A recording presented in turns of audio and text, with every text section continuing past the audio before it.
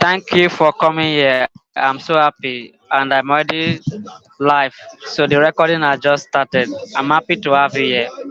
The Thank chairman, the you. king, master, my You brother, get- my egbon, everything. You mean it to me. Thank you, sir. Michael You're Duru. welcome. The master closer, the branding and strategist expert. It's good to have you here, sir. So Thank you. this is Sales Army School. I call it SAS University. The acronym is Sales Army School, SAS University. So it's Okay. everything about sales, about closing deals, high tickets. It's a school for people to learn how to close deals, everything they need to do to be able to succeed and be in business.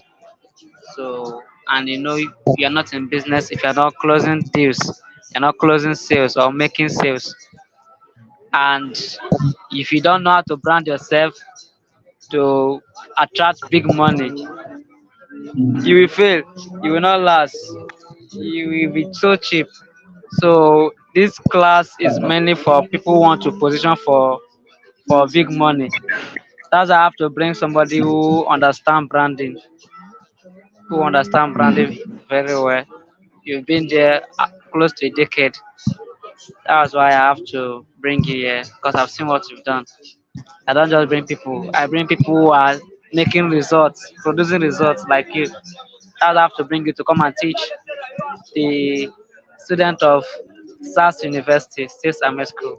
So before we start, I would like you to introduce yourself, then take off the class. You have the stage. All right. Thank you so much, bro. I'm super excited for being here in any activities like this. I'm always free to partake in any activities like this. So I'm super excited. I celebrate you, man. I've gone through your pros, your profile, some of the things you have done in the past and in a couple of years now. I can see that you have been putting stuff out there. That's insane, bro. I celebrate you, bro. I thank you Thank you, for sir. everything. I hope that this fire is will keep burning till we get there because I believe that there's nothing like something like limit something is everything is limitless because there is no limit as to what we can achieve. So I believe that we will get there. I celebrate you. I thank you for everything I've been doing, and I appreciate you for inviting me here. All right. Thank you, sir. So just to move ahead, my name is Michael Duru, and I'm a brand designer and a strategist.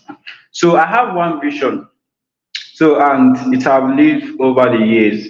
My vision is to build a world where brand builders won't find it difficult adding minutes to their brand. So I've always visioned to build a kind of an ecosystem whereby brand builders like you will find it difficult adding minutes to your brand. And my mission statement is to make your customers feel so stupid for attempting not to choose your product. So your customer have to choose you for your product. You work for it to, envision its products, lay the processes. So is your right to get them glued for them to choose your product. So my mission as a brand strategist is to make your customers feel so stupid for attempting not to choose your product. So everything is all centered around building brand centered businesses. So that's what I've been doing over the years and all of that. So I'm pretty excited to come on board to speak about what I know, share my experiences and my insights. Thank you so much for having me. You're welcome, boss. Thank you, sir. Your boy is loyal.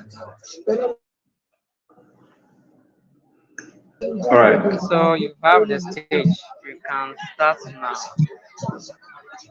All right, so that's great. So I was called to talk about branding, and branding is something I love so much. Like over the years, over the months, I've been, digging myself into the pool of branding to understand, the complexities and all of that. So, and even when you reach out to me, Collins, when you reach out to me to talk about branding for real estate firms or maybe sales or maybe entrepreneurs, I don't really have a kind of a special like categorizing branding in such a way that okay, there is branding for big businesses, or maybe there is branding for small businesses, or maybe branding for closers,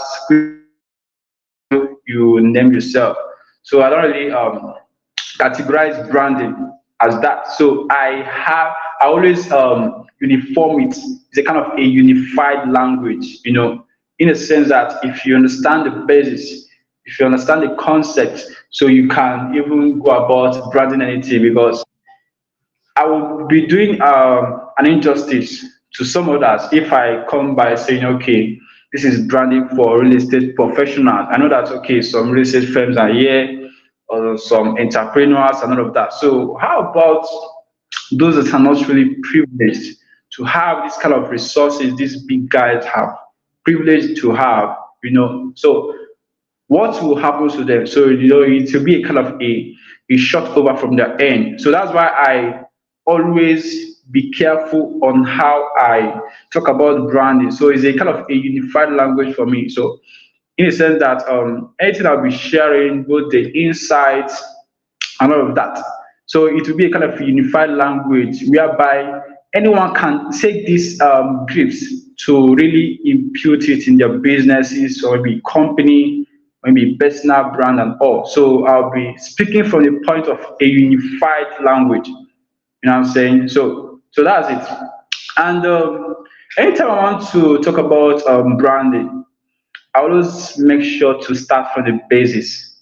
Basis is very, very important, because I understand that fact that one of the challenges people are having in understanding some concepts, maybe terminologies, or maybe some kinds of sales, entrepreneurship, money, relationship, you can name them. Some of the things that you really want to understand, if you fail to understand the basis, you see that you kind of running around through circles. You will be having some kinds of misunderstanding and you'll be prone to misconceptions. You know what I'm saying? So when you understand the basis, when you understand the basis of things, it will be very, very easier for you to navigate your way. You know what I'm saying? So, and those that are innovative in some industries, or maybe relationship industry, or maybe entrepreneurship, or maybe catering, or maybe real estate, you can name them. These guys that are innovative, they have first understand the basics because you must first understand the basic of something before you can now spread out your tentacles to innovate other things. You understand? So I would like to start with the basic because even at the course of this section, I'll be talking about some complexities. So, in order not to leave you in the dark, in order not to cut you unaware of maybe if I be having some, if I be throwing some frameworks, some concepts, you'll be thinking, what is this guy saying? You understand? So, I like breaking things down in such a way that, wow, let me on my lights. No problem, don't say again. Excuse me, Amy. Okay, okay, no problem.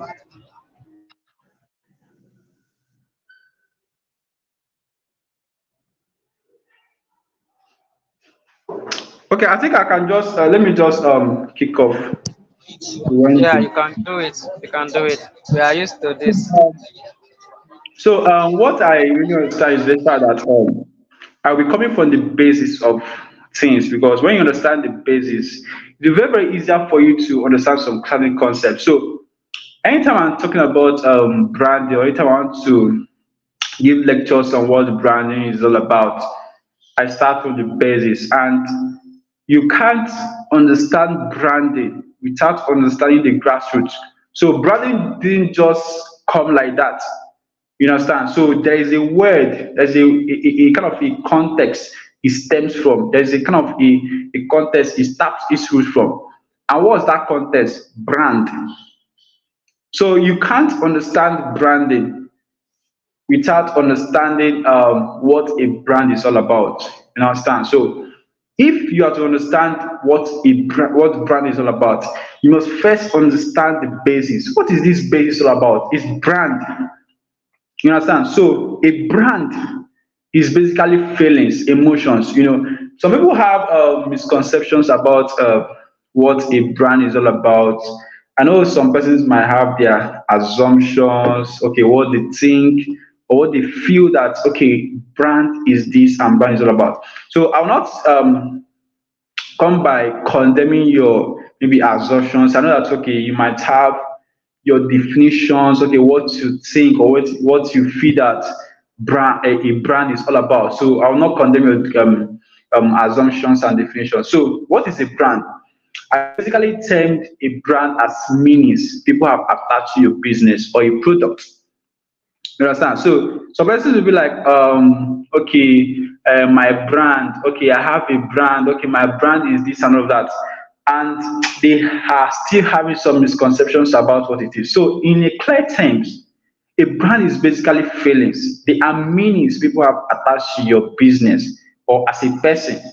So that's why you will be seeing personal brands, business brands. You understand? So those personal brands and business brands, or maybe corporate brand, or maybe company, there must be some set of meanings people have attached to this entity, whether a person or a company. You understand? So there must be some meanings, whether you exist, whether you go about doing stuffs from the day you have been birth, or maybe from time you gain your consciousness, based on your activities, based on your character, your attitude, and all of that. So people will have a kind of a certain perception about who you are truly. Likewise, a company. From the first time a company have secured their land, or maybe if they are renting a place or so, or from the first time they are putting their banner, this, that, and all that. So even from when that brand have not even come to existence, people have had a kind of a certain perception about what that company is all about. Oh, this company, they are this, they are that. People will always talk. You understand? So now the goal for you now is to know how to manage these meanings, manage these perceptions people have attached to you. That is why you now engage in branding.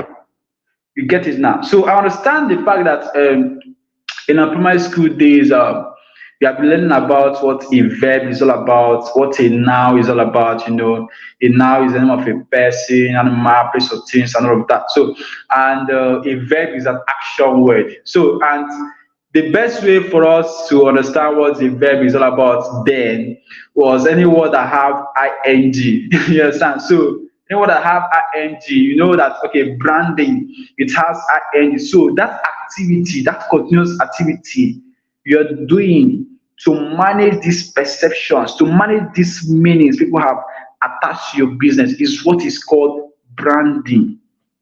You get it now? So, and we have to be very, very conscious of what we do out there. Even though there are some things that you might not even be aware of some of the things you have been doing. Someone can just even frame up something. Okay, let's say for example, I'm speaking with a friend, and my friend just tell me, oh, I met this guy called Michael.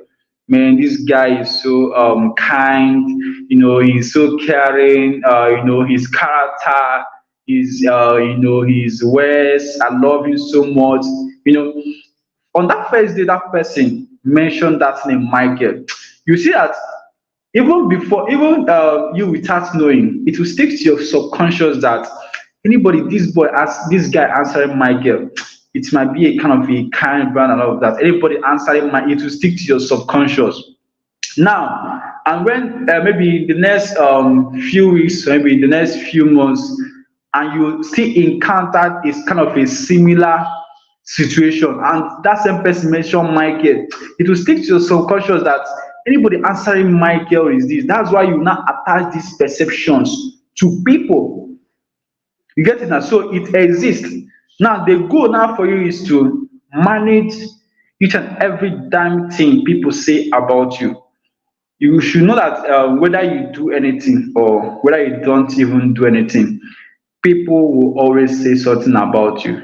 You understand? So they will always say something about you. So the goal now for you is to either choose the meanings they have attached to you, or you go about infusing your intended brand in their minds.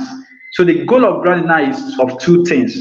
You know, people always have something they say about you. In the sense that okay, if you accept what they have been saying about you, this guy is kind, this guy is this and all that, it is your duty to now stick to it and adapt to what they are saying. Or you go about infusing and enforcing your intended brand. This is who am I, not what people are saying. You get it now? So the goal for you is to either cue into what they have been saying about you, sticking with what they have been saying about you, or you go about infusing your intended brand. This guy is bad. They'll be telling you you are bad, you are this and all that. No, this is not who I am. This is who I am. You understand? So it is not left for you to decide the one you want them to stick with. Is it their brand? Is it the meanings they have attached to you, or your intended brand? That is the two major goal of branding. Now, in the sense that okay, if you now understand this brand, these are the basic concepts. A brand is basically the meanings people have attached to you, your business, your product, and your company. You know what I'm saying? So that's the clear definition of what a brand is all about. So and people, I have some persons that have been kind of having some misconceptions. Okay, let's say they want to open a business, or they will say, okay, my brand, I want to open a brand. Okay, I want to open a brand. Okay, my brand is this, my brand. Though they understand a kind of a half truth of what that thing is all about, but they're not they're not aware of the meaning of this brand. Let's say you want to open a business, the right word to use there is that okay, I want to open a business or I want to open a company, because we know that a business is that thing you do to generate income. Anything you do, no matter anything you do, whether catering, maybe doctor, maybe sales expert, no matter anything you do to generate income, that is what a business is all about. You know what I'm saying? So a company is now the kind of an entity you set up to manage this business you are doing. Now, I know that this business you are doing, it will involve people. People will relate to it. It will involve a whole lot of interactions with people over time. That means you have to pay attention to your brand. You get it now? So a brand is those experiences that is being generated from your company. You understand now? So when you say that okay, you want to open a business, and you say that okay, the world can forgive you if you say that okay, you want to open a brand. We already know these are some of the things that you can be forgiven, but you have to also understand that terminology, why it is in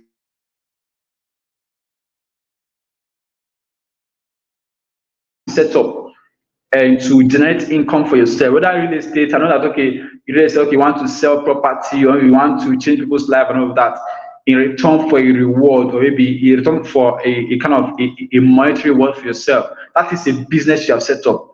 That's why we have so many businesses, catering, real estate business. You can name them sales, content creation, anything that you do to generate income for yourself. It is business. You understand? So, in order for you to now manage the activities of this business you are doing now, because you will be thinking about the legal, you'll be thinking about so many stuffs and all of that. So, that company is what help to manage those activities.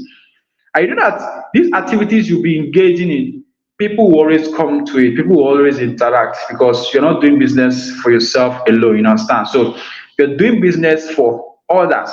You are existing in business for others because you are solving people's problems. So there will always be a need for people to interact with that company you have set up. So on the course of them interacting with this your business, on the course of them interacting with this company you have set up, that means a brand will be birthed in their minds. You get it now. So that's why people, let's say there is a kind of a test running, they tell you to choose between brand A and brand B. They are indirectly telling you to choose between this experience and this experience. Let's say, for example, you go to brand A and the experience is kind of top notch. The experience is kind of top notch, like the good customer service, the product, the packaging, and all of that. And you like brand A, that means you are indirectly saying you like this experience. Now let's say brand B, now you want to interact with that brand B, and the customer service is kind of rude, everything was just upside down. That means they are indirectly telling you that their brand is bad, because when somebody now tell you to choose between brand A and brand B, they are indirectly telling you to choose between the experience of brand A or the experience of brand B. So that's why I say initially that when you understand the basic concepts of things, it will help you to navigate even the complexities all around. So when people say choose between brand A and brand B, they are indirectly telling you that you should choose between this experience this A is generating and the experience of brand B. You get it now? So these are the two things now. Or let's say when somebody now tell you that okay, choose between company A and company B, they can now think of other things. Oh, this, and all of that.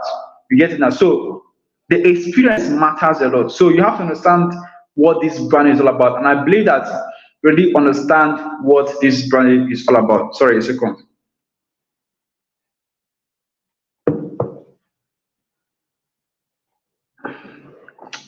Now, I'll break down what this brand is all about. And I know that you already understand a kind of a glimpse of what this thing is all about. Now you have this your brand.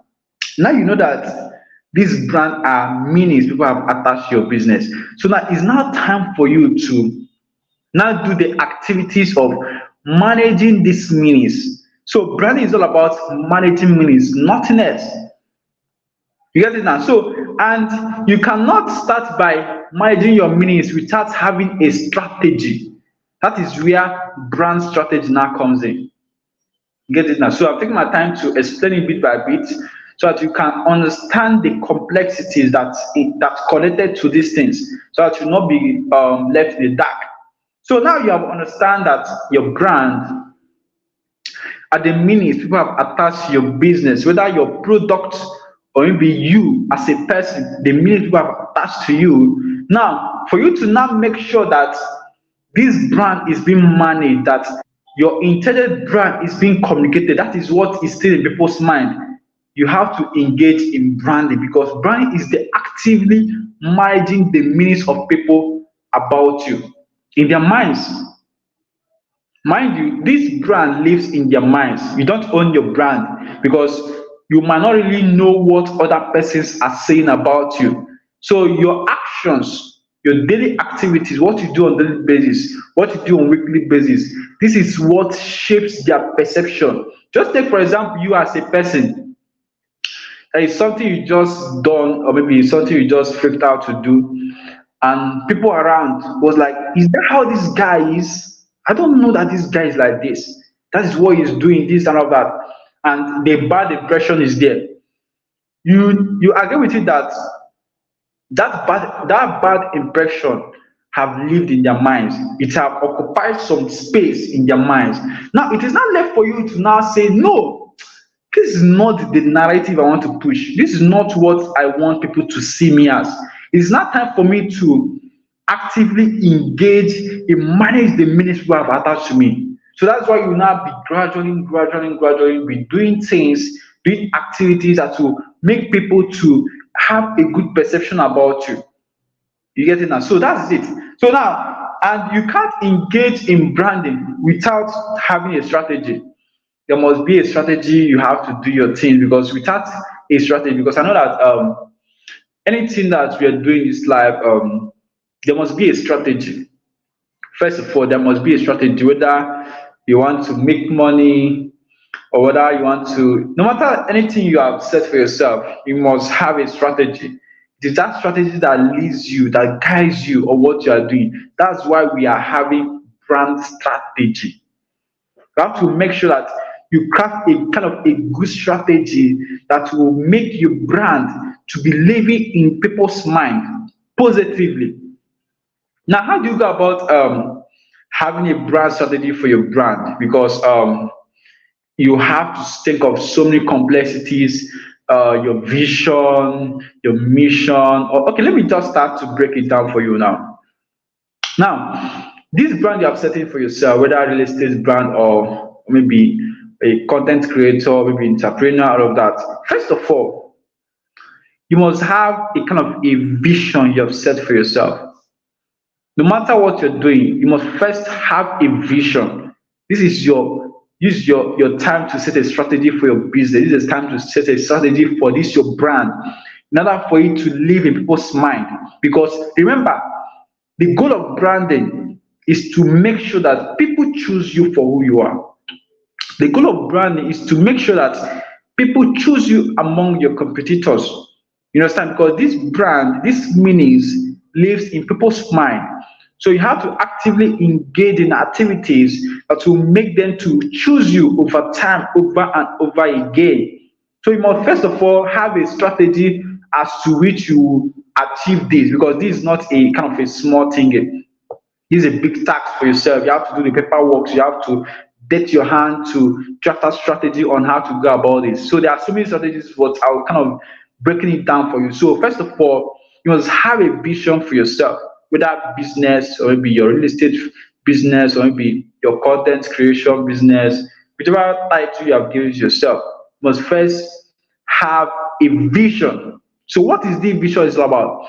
This vision is just like a kind of a big goal you have set for yourself. It's a kind of a big, just like a kind of an end goal that inspires you. So it must be there to inspire you in anything you're doing. So the vision is something that is really big that you want to achieve, that will inspire you to do greater things. You understand? So most times, one of the mistake people make is that they go about having these misconceptions about mission. You know, they think that mission is just like a bus stop. Your mission is not a final bus stop. Your vision is not your final bus stop. That's why you see a situation whereby you achieve a milestone. Wow, this is what I set for myself. I have achieved it in 5 years' time. I've achieved it in 20 years' time. Now, if you achieve it, does that mean you stick to there? Does that mean that you stay there and die? Does that mean that you just stay there and do nothing and say that, okay, I've achieved all I want to achieve? That means I'm going nowhere. I've achieved, I've arrived. If you're having that mentality, trust me, you'll be retarding in your growth. So the vision is not your end destination. It is there, it is being formulated to give you something to work upon. You understand? So your vision should be big enough that it should scare you. It should inspire you in what you're doing. So no matter whether your vision seems impossible, you have to set it there because it is there to inspire, not there to just serve as a decoration. No, it must be there to inspire you. If it is to eliminate poverty in the world, that's a big vision. And we know that no matter what you do, there will still be poverty in the world because is a kind of it seems impossible, but it can be managed. It can be achieved to some extent, but it cannot be wiped out immediately. So that is a kind of a vision for some people. You can have a big vision as to make everyone have their own homes. I know it's impossible for everyone, everybody in the world to have their own home. it seems impossible, though anything can happen, but it seems impossible, but it is big. That is why it is called vision. You have to think borderless. You have to think out of the box. It doesn't mean that okay, since I cannot achieve this, or maybe since I cannot achieve, hell, I cannot. Some persons do set visions, and they are like, I cannot really achieve this thing. No? Maybe in 5 years, I cannot really achieve this. This is so big. How am I going to navigate through? So they see it as something they might achieve, so it doesn't necessarily mean that you achieve it completely. Have it there, set it there. That is the goal. The goal is for you to inspire you, for you to make you to break boundaries. So that's the goal of a vision. So it is there to give you something to work upon. Whereby, if you are being asked, why do you even exist to what are you even building? So that you have evidence. Okay, what are you building? Yes, this is what I'm doing. I want to make everybody in the world beautiful. I want to make everybody in the world have their home. There's so many stuff you can think of. You understand? So it should be big enough that it should inspire you. Just have it there, no matter the industry you are playing. Just have it there. It's there to inspire you, not for something that you can achieve in 5 years. Even if you achieve it in 5 years or maybe in 10 years, good and fine. That's where rebranding now comes in. So there are so many complexities all around it. So I'm very, very careful to treat this vision so that it will be understandable by you. Your vision is something that you can set, let it be there, and let it inspire you. It should be big enough, even if it seems impossible. Have it so that you have something to work upon. You have something that wakes you up every day. You have something that keeps you awake every day, thinking, how can I achieve this? How can I achieve it? It should be impossible, sir. Yes, advise that. Let your vision seems impossible so that it will kind of give you something to work upon. So it is never a destination. It is never your destination, because so long you exist in business, so long you want to do greater things, there shouldn't be a limit as to what you want to achieve. Now, there is a case in point whereby so many companies that have certain visions, maybe any startup brand, or maybe they are just starting out, or maybe any brand, they have a vision, and they just do it in such a way that, okay, it's something they can achieve. That's why you see they will be refining their vision all over and over again. A vision statement is not something you have to be refining all over. It creates confusion. Just take Google as a case study, take Apple as a case study. Just study their vision statement. You will see their vision have lived for decades of time. That is because they have done their due diligence to do strategy work to understand where they are heading to. So it's not a more that, okay, it's not something that you just set up because you want to set up a business and they tell you that you must have a visual statement, you must have core values, and you just go online and just search. This is not something you go online to search.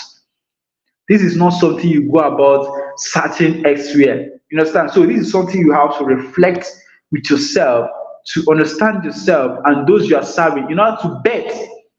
Now, the mistake you will ever do as a brand builder is setting the vision for yourself. Who care about a person or maybe the business that set a vision that we want to make 1 billion naira in the next 5 years, or maybe in the next 2 years, or maybe in the next 1 month. This is our vision. We are a vision to make a whole lot of money for ourselves. Who cares about you? You're talking about yourself. So that is where the right form of branding now comes in, because you know that you are branding this your company, you are branding this your business in such a way that people will value it, people will stay glued to you, and they will cherish your brand. And that is where you should be mindful of your customers. Who are you willing to serve? Who are those you are providing solutions to? What are their pain points? That is what will now guide you to craft your vision statement. So your vision statement is not something you just craft out of nowhere with vision to make some kinds of millions of billions of dollars or maybe trillions of dollars in the next this and all that. They're talking about us. Nobody cares about that. You understand? They care about their pain point. That's why if you have the knowledge of branding, which is what I'm teaching you now, you understand that your vision should relate with your customers. Their pain points. These guys have desires, they have aspirations, they have so many things they want to go about and achieve. So you're not there as a third party, you're not there as an in-between entity. This is your customer, and this is their goal and their pain point. Then you're in the middle. You get it now? You're in the middle to help them cross this bridge and go over to the other side. You're in the middle to help them to achieve these things. So that's why you see big companies solving problems. Google is solving a problem. Apple is solving a problem. So many brands, big brands, they are solving a problem which me and you can be a witness of. You get it now? So, and they crafted their vision. You have to craft your vision in such a way that it will relate with the customer. So that when you are communicating your messages, when you are talking about some stuff, your marketing campaign or maybe your messaging, people can look to your flyers or maybe people can look to your offerings and say, wow, this brand is meant for me. This brand is meant for me. And this will lead us to a strategy question. Though I'm coming to that. Just let's take it bit by bit so that we'll kind of cut across these complexities. This leads us to the brand strategy questions. This brand you want to build, have you taken your time to be in the shoes of the customer? Because customers are always asking themselves, this brand that have been disturbing me, is it meant for me? This brand I keep seeing every day, does it even make sense to me? That's what people ask themselves on daily basis. Customers ask themselves questions. This brand, what essence to me? Is it valuable to me? That is what you need to ask yourself. And when you understand that, when you begin to ask yourself these kind of meaningful questions, which are brand strategy questions, you understand that your visions will be tailored to your customer's pain point. It will be tailored to your customer's aspirations. It will be tailored to your customer's desires. These guys has goals. You know what I'm saying? So they have goals. So you have to tailor your vision in such a way that it kind of attracts them. It kind of attracts them. So you know the kind of audience you want to attract. I don't know the kind of audience you want to attract, whether you are in the fashion niche or whether you're in the real estate niche. Whichever industry you're playing, you have to understand the fact that customers first. Customers first. What are their pain points? What are the desires? That will now help you to craft a good vision statement for yourself and your company. Now, after you now have this vision set for yourself, after you now have this kind of vision you have set for yourself, it is that time for you to determine the activities you have to be doing to achieve this set vision you have set for yourself. You understand? So you have a vision as this, that, and of that.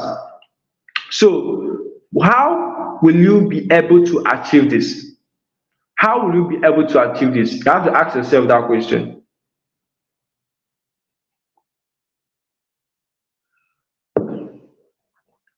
You have to ask yourself that with that strategic question. What are you going to do? I know that you now have your vision to change the world, to make everybody wealthy, to eliminate this, to eliminate that, to make this food this and of that. That's good. That's pretty fine. Now, it's not now left for you to now say, okay, what should I do on daily basis that will bring me closer to my vision? You get it now? So you have to now make sure that You craft out things you should do on daily basis that will help you to achieve this same vision you have set for yourself. So, and that activities you should be doing is what we call mission statement.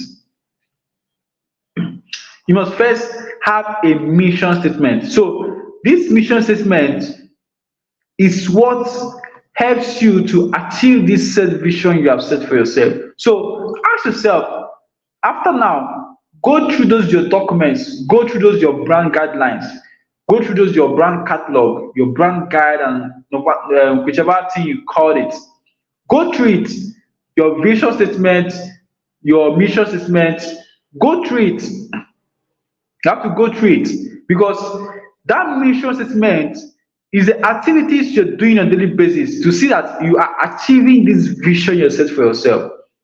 That's why you'll be seeing people, we're on a mission. Our mission is to create deliverables that will help people, that will empower people to be financially free, this and all of that. That's why their mission is to be creating ebooks. Their mission is to be hosting podcasts. Their mission is to be creating this product. Their mission is to be doing this. Their mission is to be doing that. Provided that those things they are doing are bringing them closer to their set vision. Now, let's say, for example, a vision of a brand can be to eradicate poverty in the world. And you know that to eradicate poverty in the world is kind of a big, and it seems somehow impossible, but it is possible. We believe so. And their mission can be to be creating awareness, creating things that will inspire people, inspire young people, so that they will not go about, doing some sort of things or some sort of evil things. So they are always on the lookout to host sections, host seminars, host events, create ebooks, publish so many ebooks. Empower people, do this, do some offers, scholarship, and all that. That is their mission because it is helping them to achieve this vision they have set for yourself. They have set for themselves. So go to your catalog, go to your brand catalog, those brand guidelines you have set since how many months or maybe any time you set it when you are starting your brand. Go through it and then align these inputs that I've given you, your vision and mission. Is it aligning? Is your vision the big goal? Is your mission the thing you do on the basis to achieve this vision for yourself? So if it is clashing, so I think you should go and do a rebranding because these are some of the things that helps you to understand your customer, and these are the things that helps customers to understand brands. Oh wow, this is meant for me. This brand is meant for me. I think I'll give it a try. These are some of the little things, the basic things that shouldn't be neglected. So after you have now crafted your products, your this thing, you have crafted the strategy. Okay, this is the thing I'll be publishing. Okay, these are the products that we certify to achieve this certification you have set for yourself. Now it is now time for you to ask yourself this question: these products you are creating, who is it meant for? Who is it meant for? Have you truly understand your target audience? Is it a situation whereby is it a situation whereby you can just maybe create a product you don't even know who you are creating for? That's crazy. You have to first of all understand this your customer. What is their pain point? Who are these guys? What is their age range? Who are they? Are you trying to serve people in their 20s or maybe in their 30s or maybe in the 60s? You should understand this. You should understand your customer demographics. Even kind of going to the extent of understanding their psychographics, their psychology. You have to sell feelings to these guys. Some customers buy feelings, especially these luxury brands, these related brands. They buy feelings, they buy emotions. So stop selling products. Products doesn't work anymore. Sell solutions, sell feelings. People buy feelings. Just imagine a situation whereby you have your house in this. Some people buy pride. These are some of the things you have to be doing. People buy feelings. Nobody buy products anymore. Just imagine a situation whereby you give someone to choose between taking pills. Let's say you want to maybe burn fat and all of that, and you tell that person, okay, do you choose to be taking these pills, or do you choose to just let that fat to be automatically move away? They will choose, because people don't like stressing themselves. How do you imagine me taking pills? It's crazy. People even fear taking pills, but it's the solution to their problem. People know. So instead of you selling these pills, they are green in color, these self feelings. People buy emotions. People buy feelings. They buy emotions, not products. Products doesn't work anymore. How do you even think that people will just spend a whole lot of money to buy these expensive things, where they can just get similar things that can do the same thing? They're not buying those products. They are buying feelings. They're buying prestige. They're buying pride. These are emotions you have to dig in deep to understand what are the feelings of my customers. What are they feeling right now? You are selling real estate, you're selling any kind of product. You have to truly understand this is not something you just do a one day something. You have to take your time. List out these emotions, these feelings people are feeling. These are the part of the psychographics now. The demographics are just like their age, where they live, and all that. So the psychographics now is understand their pain point. What is this guy is passing through? You have to understand what these guys are passing through, so that you can now present your solution as the only solution that will cure them from their problems, or maybe that will take them out of their challenges. So that's what others are not telling you.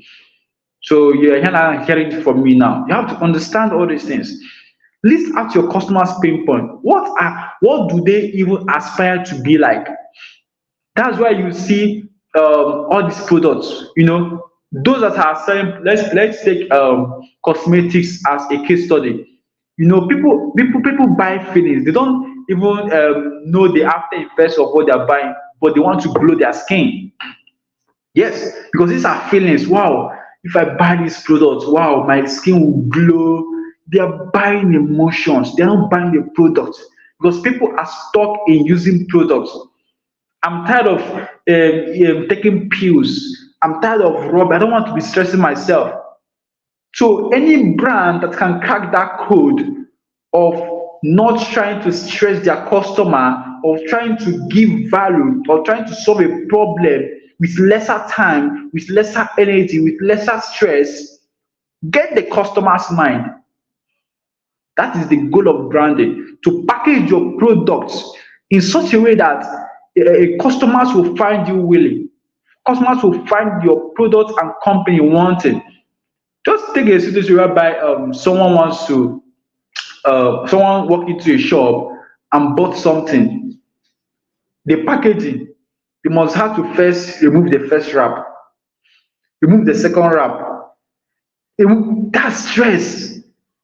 From that beginning, no matter how effective your products are, they have already have a bad perception of you, and some of them can even throw it away. How do I even need to be going through the stress of opening this, that? That's stress. Customers don't like stress. So that's why brands that have cracked the code of branding are infusing these things in their messaging. That's why you see lesser time, we deliver with speed, we deliver with this, those kind of stuff. You have to sit down with your team or your members to understand these things. What do customers desire their sales process to be like?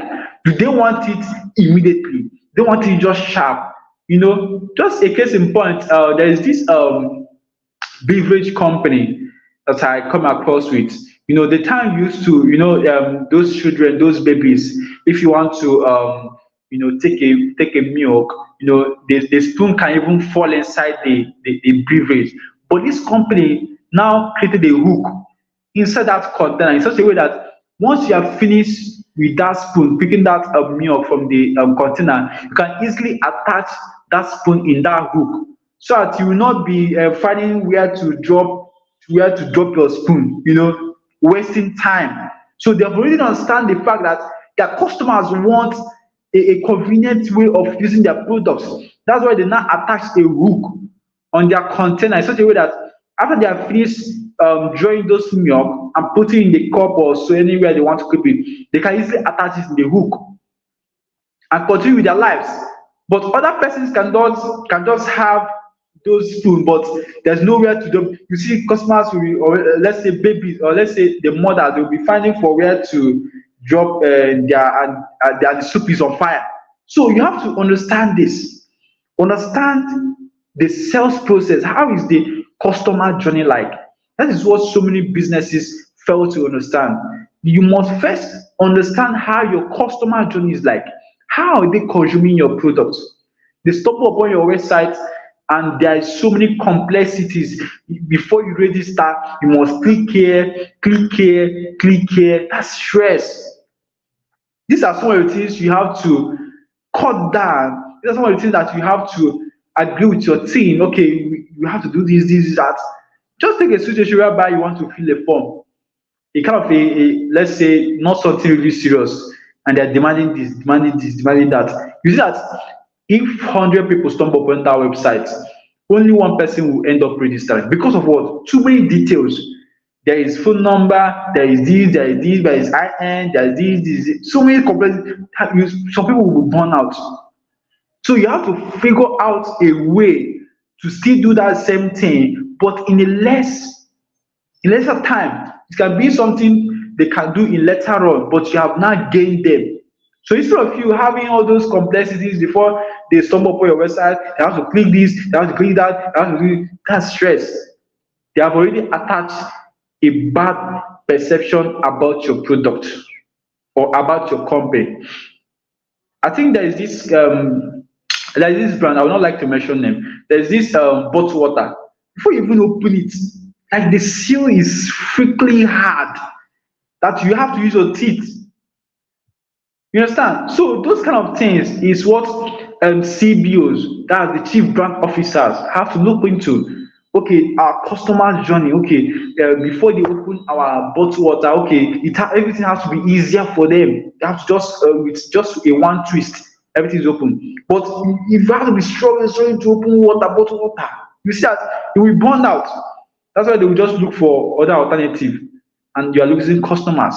So your customer, your audience, first understand them, understand your customers, your pinpoint. This is extremely very very important. Now you have understand your customers, and you know that they will be relating with your product. There are so many things, so many tiny little things you need to also pay attention to. Their feedbacks. How is their relationship like? Because brand managers, like let's say sales experts that understand selling very much will understand that branding is needed in selling, because those guys know that selling already started when customers have bought your product. Selling started when customers have bought your product. So selling does not even start when you are convincing the person, okay, buy this, okay, buy that, okay, buy this, buy that. Selling does not start from there. Sales expert that understands branding know that selling started immediately when the customer have buy the products. That's why you see people buy so many stuffs. Their customer rep is in charge, following up with the customers. Oh, how is the product like? Have you tested it? Oh, okay. How is it? How is the product like? Okay. Is there a challenge? Is there this? You have gained the customer for life because of the after effects. Not when customers relate to your, or maybe customer bought a land or maybe bought a product and you don't forget it that, oh, let me just leave this. Maybe even if it's plot of land, one plot of land, let me just leave this person and move over to the next. Do you know whether that person that bought a plot of land will buy acres of land in the future? So it's all about the customer, nothing else. You have to make sure that your customer experience is top notch, because branding is all about customer experience. If your experience sucks, your branding sucks. And if your branding sucks, your business will start diminishing. So you must first understand that customer experience, customer journey should be your top priority. Immediately after a customer have made a payment, that is where selling started. But most persons don't really grab that idea. Don't really grab that idea. Selling started immediately after a customer have paid for your product, because there might be future challenges. So you have to be following up. How is the product like? Thank you for purchasing for our product. Okay, we would like to follow up. Okay, have you tested the product? Do you encounter any challenges? That is how branding is being done. So people might be thinking that branding is all about your logo, this, and that. I'm a graphic designer, I'm a brand designer, and I don't preach it like that. People might be thinking, okay, they want to brand their business. If they fail to understand these basics, they will keep running around circles. Their competitors will be going over ahead of them. So this is practical brand I'm teaching you. You understand? So you must first understand customer experience. The moment customer have made a payment for your product, that is where selling started. Other ones you have been doing, other ones you have been doing is marketing, is closing. This selling started immediately customer have buy your product. You have to follow up with the person. That's where follow up comes in. You have to follow up with customers. Request feedbacks. Even if they give you bad feedbacks, negative feedback, you don't have to feel bad. The feedback is what helps you the company, because you will notice where the lags are.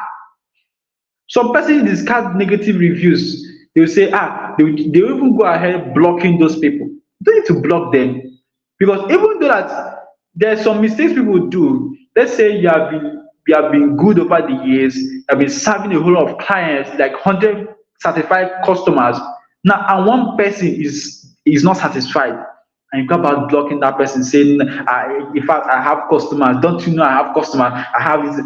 That one person can destroy your lifetime building if you don't take time.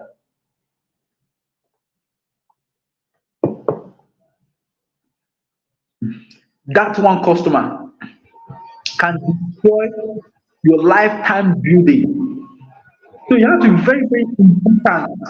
Sorry, you have to be very, very vigilant in figuring out these loopholes. If a customer give a bad review, is a chance for you to make an amendment, not a chance to cause more problems. You have to attach a bit of emotional intelligence to how you relate with customers. You understand? Even though that they are right, they are wrong, or maybe they started the fight first, or maybe they have been saying all sorts of things, you have to follow it with the right emotional intelligence. Because one customer can spoil everything for you. So whether they say your product is bad, is thank you so much for your review. Okay, we are looking into it. Okay, we'll try as much as possible to get back to you. Those kind of stuff. That is what please customers. Because you're in business for customers. You're not in business for yourself alone. You have to make sure that the activities, the actions you are doing pleases the customers. Customer experience should be top notch. So you have to understand the fact that as you relate with customers, as you go about engaging in activities with the customer, you have to make sure that you gather feedbacks. The negative feedbacks help you to make an amendment, and the positive feedbacks helps you to move forward. Wow, I think I'm growing here. Yes, I think I'm trying here. You understand? So, and the bad reviews is a blessing in disguise, because you will have to know where the loopholes are. Wow, okay, this person is having these challenges. So sorry, we are so sorry for you going through this. Just trust us. Our team is working on that to ensure that you have the best experience. That is what big brands do. You have to emulate them. I watched a YouTube video once at a time. The video is very, very amazing. I enjoyed the video. Do you know the first pop-up that popped up after I watched that video? I think how I wish I can remember. I think so the thing that popped up is that can you review the video you watched? Bad. Let's know. very bad was first. Bad, and then before you now see good, because they know that they don't even take it serious. They don't even see it as something like personal or something. Even if you comment bad review, they would like to know why that video is bad so they can make amendments. Not people that will be ranting, oh, you commented bad in my product or maybe, and they will now block you everywhere. It doesn't really make sense as a business owner. As a business owner, so long that you have established your business and you know that this your business is out on the whole world and you know that people will be interacting with it, be ready for critics. Be ready for the bad, the worst, and the good, because you have exposed yourself. You are prone to so many things. So you have to eat the critics. Rather than say you're a bad business, your product is bad, your product is that, is an opportunity for you to make an amendment, no matter how the customer say it. So because you are maintaining the customer experience, because you don't know what that customer might turns out to be in the nearest future.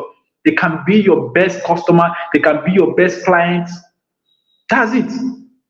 A case in point, there's a story that I listened to. I think it was Amazon. Somebody other than a book, though I cannot really narrate the story very well. But let me just try to give a glimpse of how the story went. So this person ordered a book from Amazon, and I think there was delay or maybe either the book spoiled or so. Do you know that Amazon still replaced that book and still giving bonuses? And you're telling me that tomorrow, if that person wants to buy a product or something or so, you not think of Amazon. I think Amazon is rated for their good customer service. So you have to make sure that your customer experience is top notch. Your customer experience should be your top priority. So no matter anything people are saying, you want to brand your business, okay, I want to brand my business, okay, let me get my logo, okay, let me get my flyer. This I'm coming to that side. So I like taking my things step by step. I'm coming to that side. So these are just part of it. The full experience is what I'm saying now. So you must first understand that anything you're doing in your branding processes, whether you are building anything you're doing, customer first. How is the customer experience like? You must make sure that your customer journey, or maybe your products, how you design your products, maybe your services, anything you're doing, you must first prioritize customer experience. That's what Steve Jobs said, if I can remember his quote. He said, customer experience better be your top priority in any organization, because customer experience is the new marketing. You're not marketing to yourself, you're marketing to people. It's people that will still end up buying your product. You will not eat your products. You know, it's not your. I think that is not a charity business. Even in charity organization, you still involve people. So why are you doing your business in such a way that is a kind of a family business, or maybe you are doing it for yourself? I've never seen a business that ever existed for themselves alone. I stand to be corrected. If there is any that, let's say you have set up your business, you just set it for yourself alone. How do you go about generating income for yourself? There's still people that will still relate with you. So why not give yourself a chance to relate and be patient with customers? You should also understand that these people you are dealing with, they are diverse characters, diverse attitude. They have so many. They will not always be the same. There will be good customers. There will be bad customers. There will be troublesome customers. They will be there. So it is not a test for you to now know how to manage these people. Because so long you have opened up your business, so long you have announced it to the world, hey, I've opened my business, okay, come and patronize me, okay, come and, no matter the language you have set for yourself, you are inviting people to come to your house. How do you expect that the same people, like the same people with the same attitude will come to your house? No. There are people that will be troublesome, there are people that will be so quiet, there are people that will be so, there's so many diverse actions, so many diverse attitude, so many diverse behavior. So you have to go through that. You have to understand that the customer first. Understand that your customer experience is the first thing you need to focus on. So I don't care whether you are creating the best of products, whether you are creating the best of services, nobody cares about that. If the experience, if I can get a good experience from you, I'm good. I can go with you. That is it. So understand your customer, the demographics, their psychographics. How are they even thinking? Now, those interactions, you have to understand that you also have to gather feedbacks. And okay, let me just move to corporate a little bit. A company have different hands. They have different tiers. The sales expert, the man, customer rep, so many administrator, so many this thing, so many staffs all around. You should know that your staffs, or maybe your collaborators, or those that are working with you, are like one entity. So you should carry everyone along. So this is not a case of, okay, is this person that is doing this, is this person that is doing that. You should understand the fact that so long your company is concerned, even if it is from the gate man, it affects the whole company. Even if it is from the receptionist, it will affect the whole company. Even if it is from the CEO, it will affect the whole company. Whether whichever title or whichever role they are, and there's a mistake or maybe a misunderstanding or maybe a kind of a flip off from the customer interactions with some of the staffs, you should know that it affects the whole company. So you should constantly remind your workers, you should constantly remind your staff that this is what we believe in, this is what you're working upon. You have to make it clear. I think it have gone so much that so many businesses don't even care about their staffs. Yes, they're just my worker. Yeah, they're just my employee. But a little mistake from their end can destroy your lifetime building. You have to make sure that you do constant meeting with your teams so that everyone will be aware of the goal, company goal. Everybody will be aware of the company's vision. Everybody will be aware of the company's mission. Everyone will be aware of some certain things, not you leaving leaving them with the customer. They just do anything they like. Doesn't really make sense. You should know that they are the forefront of your business. The customers and the staffs relate to mostly. So, and they also have the power to give you the details of how this customer behavior is like. So people don't really even focus on these things. Let's say the customer come today and complain about some certain things. Tomorrow they still meet that same challenge. Next says tomorrow they still meet those encounters. How do you go about growing your business? How do you go about growing your company? So you should understand that staffs are mostly on the forefront of your business, and they hold the most metrics. They hold the most informations. So you have to organize constant meetings with them, relate with them, so that everybody will be aware of what is happening. This is a company's challenge. Okay, this is what I face with this customer. So many things. And your employees can even help grow your business, but you're not giving them the chance. You're not giving them the environment to express themselves. So you have to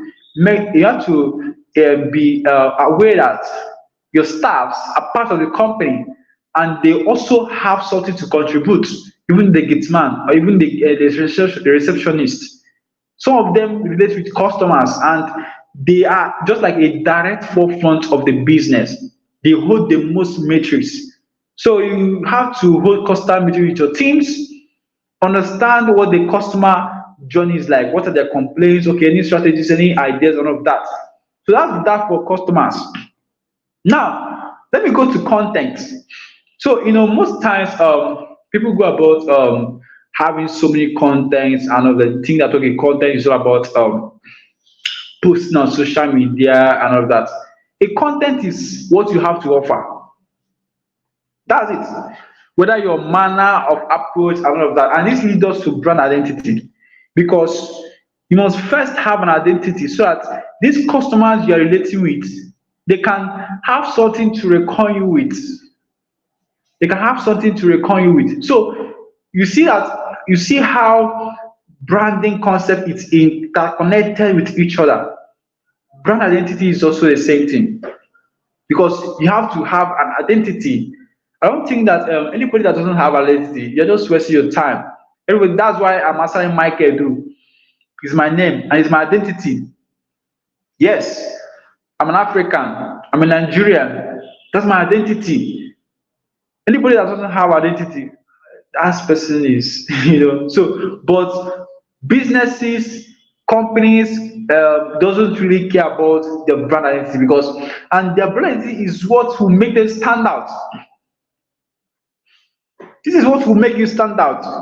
You have to make sure that you craft a good identity for yourself in such a way that customers can recall you easily. Sorry.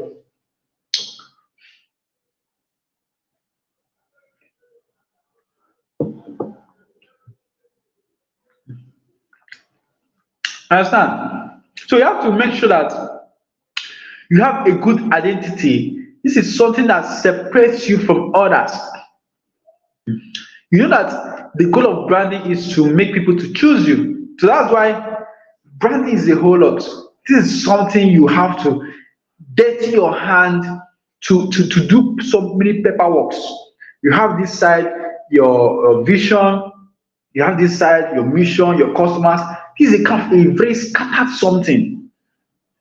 You have to make sure that you pay attention to these things. So your identity is another thing you should pay attention to. You have to make sure that you craft an identity for yourself that will enable you to be identifiable in the marketplace. You want to stand out, you want to make people to choose you over and over again. You should make sure that you have a good identity that people can identify you with. You know what I'm saying? So that is what brand identity is all about. So as you go about doing your stuff, having so many things, you should know that you are in competition with other people. It is not only you that is doing what you're doing. Other persons are doing the same thing. Other persons are doing the same real estate. Now you have set this vision for yourself, the mission and all that.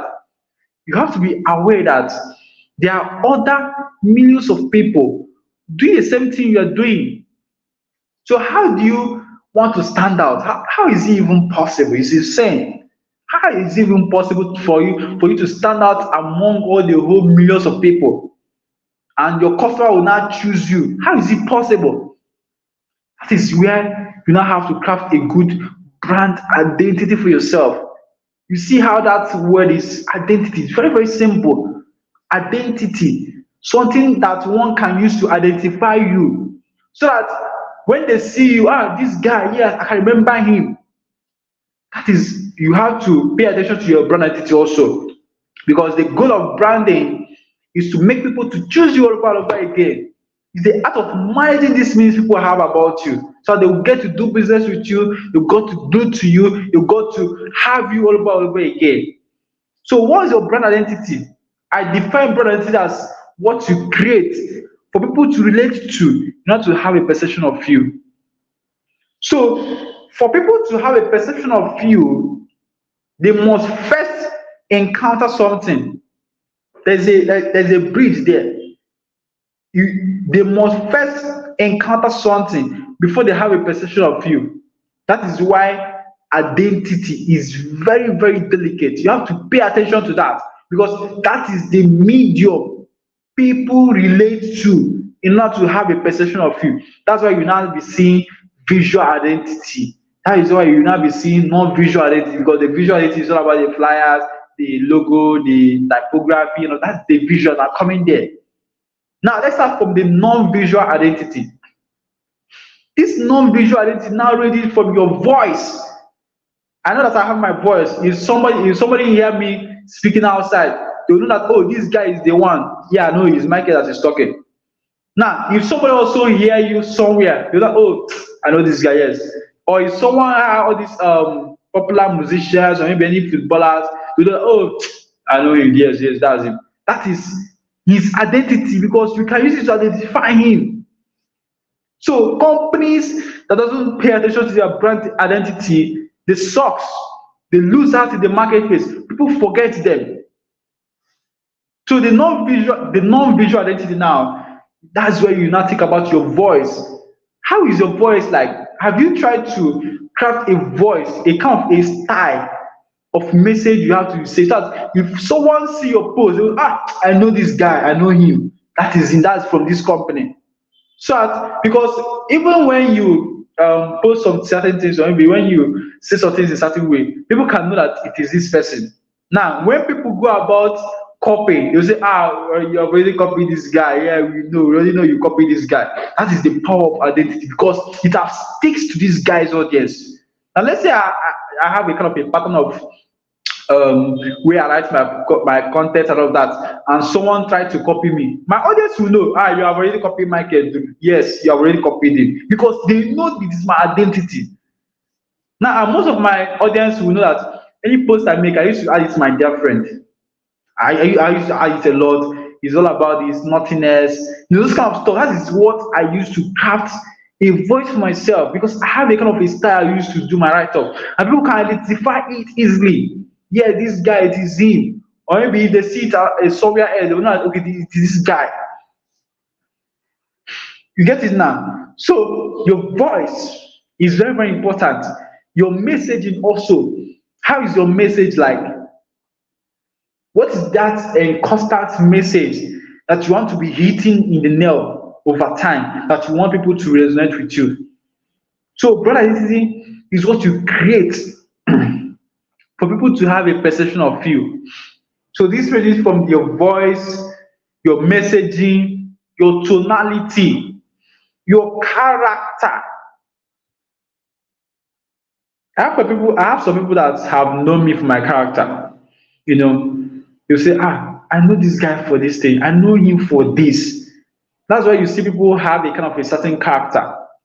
They have a kind of a certain attitude. So you have to make sure that your brand, your company has these human attributes because it is human that is relating with your company, not robots, not robots. So that's why we most times attribute all these things to company because we know that it is company, it is humans that will still relate with this company, not robots.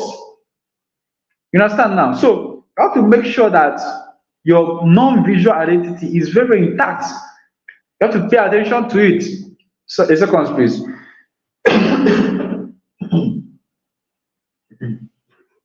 Sorry. So you have to pay attention to that. You have to make sure that the non-visual is very, very intact. You protect it because it is what people use to identify you. It is what people use to identify you. Your voice, your messaging, your tonality, your character. These are your non-visual identity because it is what people can use to identify you. You have to pay attention to that. There's so many non-visual identities, and that ranges from core values also. Your values, it is your identity.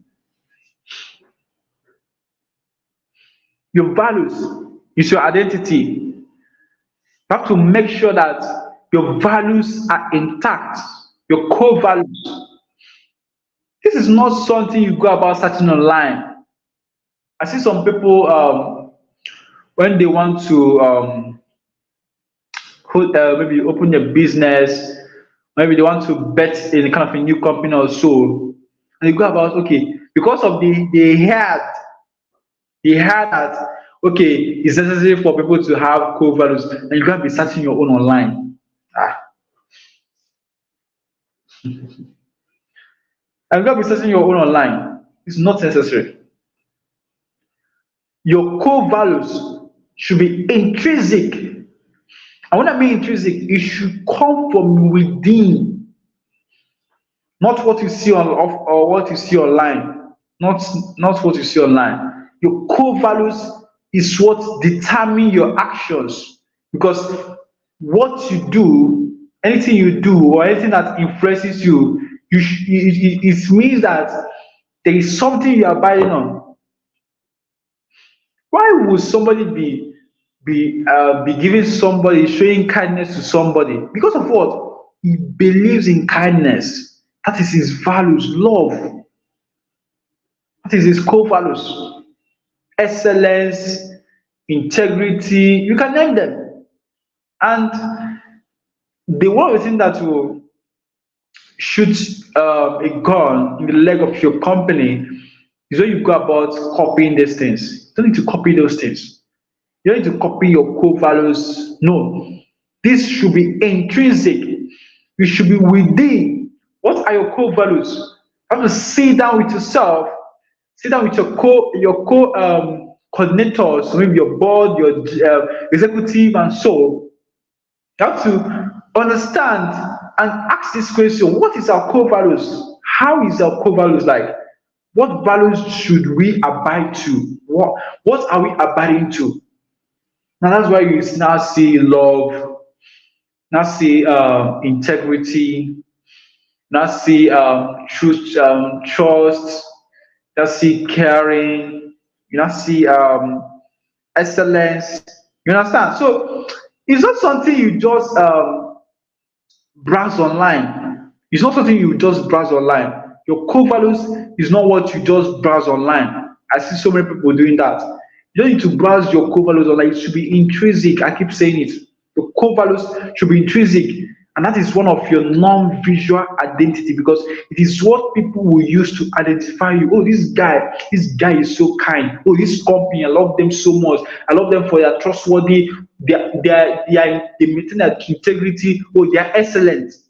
That is what people will use to identify them, and that is your non-visual identity. You get it now? These are non-visual identity because it is intangible.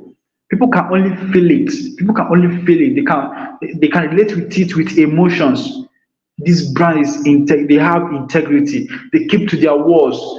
They are so trustworthy. I love every freaking thing about them. So those things you people abide to.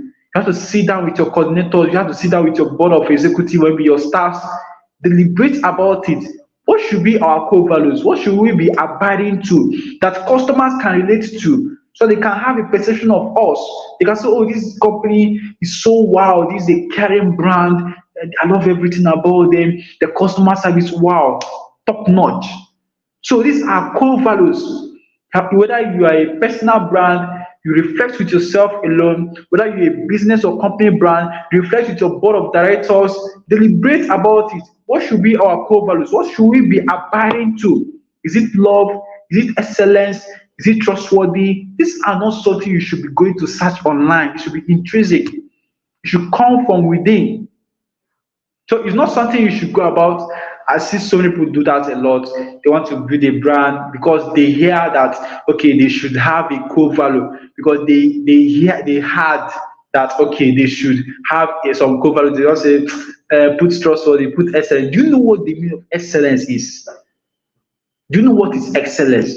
And these guys you are trying to cut, these luxury people, these other people that you are trying to cut, and you think that they are not paying attention to detail. These guys have eyes. They are attention detailed to the core. You have excellence as your core values, you have integrity as your core values, and you go about messing everything up. They will pretend. They might even send somebody. They might even send maybe a kind of a person you even feel that will not even worth something. You just be doing stuff anyhow. But in your website, your social media, you have integrity, you have trust, you have everything. And they will not send a spy to relate to this person so that they can know whether these guys are keeping to their word. Now, because you have seen that person in the first class, they'll say, this guy. and you treated everything anyhow, you have lost a customer. These guys know what they are doing. So before a customer will come to you, they will first do their due diligence. So don't neglect any customer, don't neglect people. So you have to have your core values. Are you do you have integrity as your core values? Keep to it. Do you have love as your core values? And a customer coming, you don't even have to. You didn't have offer the person seat. You didn't even pay attention to the person. You just doing stuff anyhow, and you think that these guys are not paying attention. They are paying attention, my dear friend. They might send a spy. They will try as much as possible so that their class will not be leveled, so that you not belittle their class. So that when they now come in, they will now say, "Oh wow, that's good, that's good." So your core values is another non-visual identity you have to pay attention to, because people hold it for your words. You say you have integrity, but the last time you keep doing stuff, flipping things off within, this kind of stuff. Even though that is beyond your control, at least you must show sympathy. You should show that you care about the customer experience, and they can understand. We are humans. We can always understand. But when you now feel that okay, okay, yes, when you're now trying to make it in such a way that we should understand you, that okay, is beyond your power. At least you should show sympathy. That okay, yes, you understand the fact that okay, this happened. So sorry, we'll fix this. And all that. Case closed. These guys know what they are doing. They are detailed in the core. So you have to make sure that your core values is intact. It's another identity people will use to know who you are.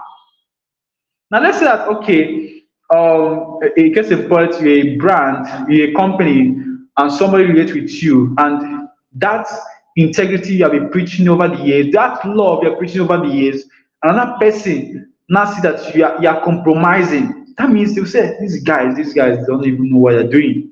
That means you're not keeping to your word, you're not doing this and all that. So this is identity. But when you keep to your word and all that, they'll say, yes, I know him for this. That idea of I know him for this, I know this company has this, I know them for their good customer service, I know them for their good packaging. Have you seen where packaging now comes in? I'm coming there. I know them for it. That is where identity now comes in, because it is what they use to identify who you are. So you have to make sure that people know you for something, whether kindness, love, and all of that. You have to make sure that they know you for these things. Then other ones can cut across attitude, manner of approach, and all of that. And that is that for non-visual identity. Now, how about visual identity? That is where we now be talking about your logos, your naming, your star guides, your typography, your everything that has to do with visuals. So that people can relate and know that okay, this is you.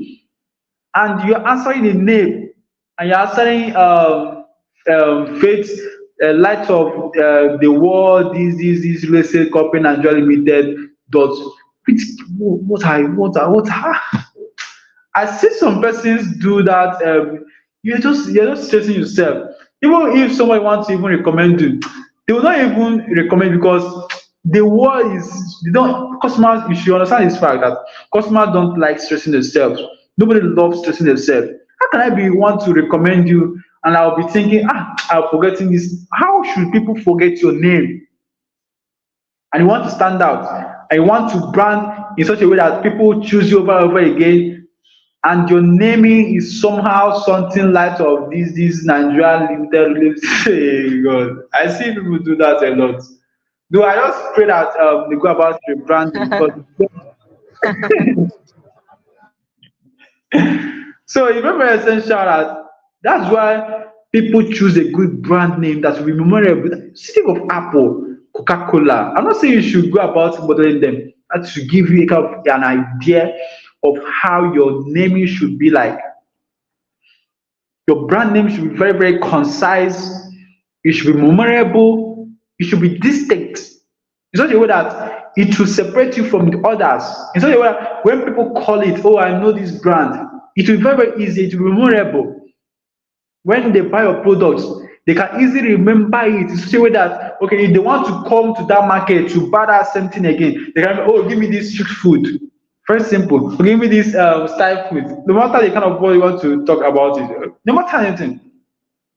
So you have to be very. That's why these big brands they understand all these things. They're not going about answering limited or co enterprise this that of all nations and of, don't even go. You just choose a kind of a simple name and their logos is very concise. When you see their logo, there's no way you will see a Nike logo that you don't know is Nike. That they are only good. They didn't go about putting this, that. You are confusing your audience. The same thing with Apple. You can see that. The same thing with Google. Very. That's what you should model. Your visuals should be very concise in such a way that people can recognize it. Not one kind of having so many details. A circle, there's rectangle, there's this, that. You have to make sure that when even in a dream, that person can dream of your logo, that person can dream of your name.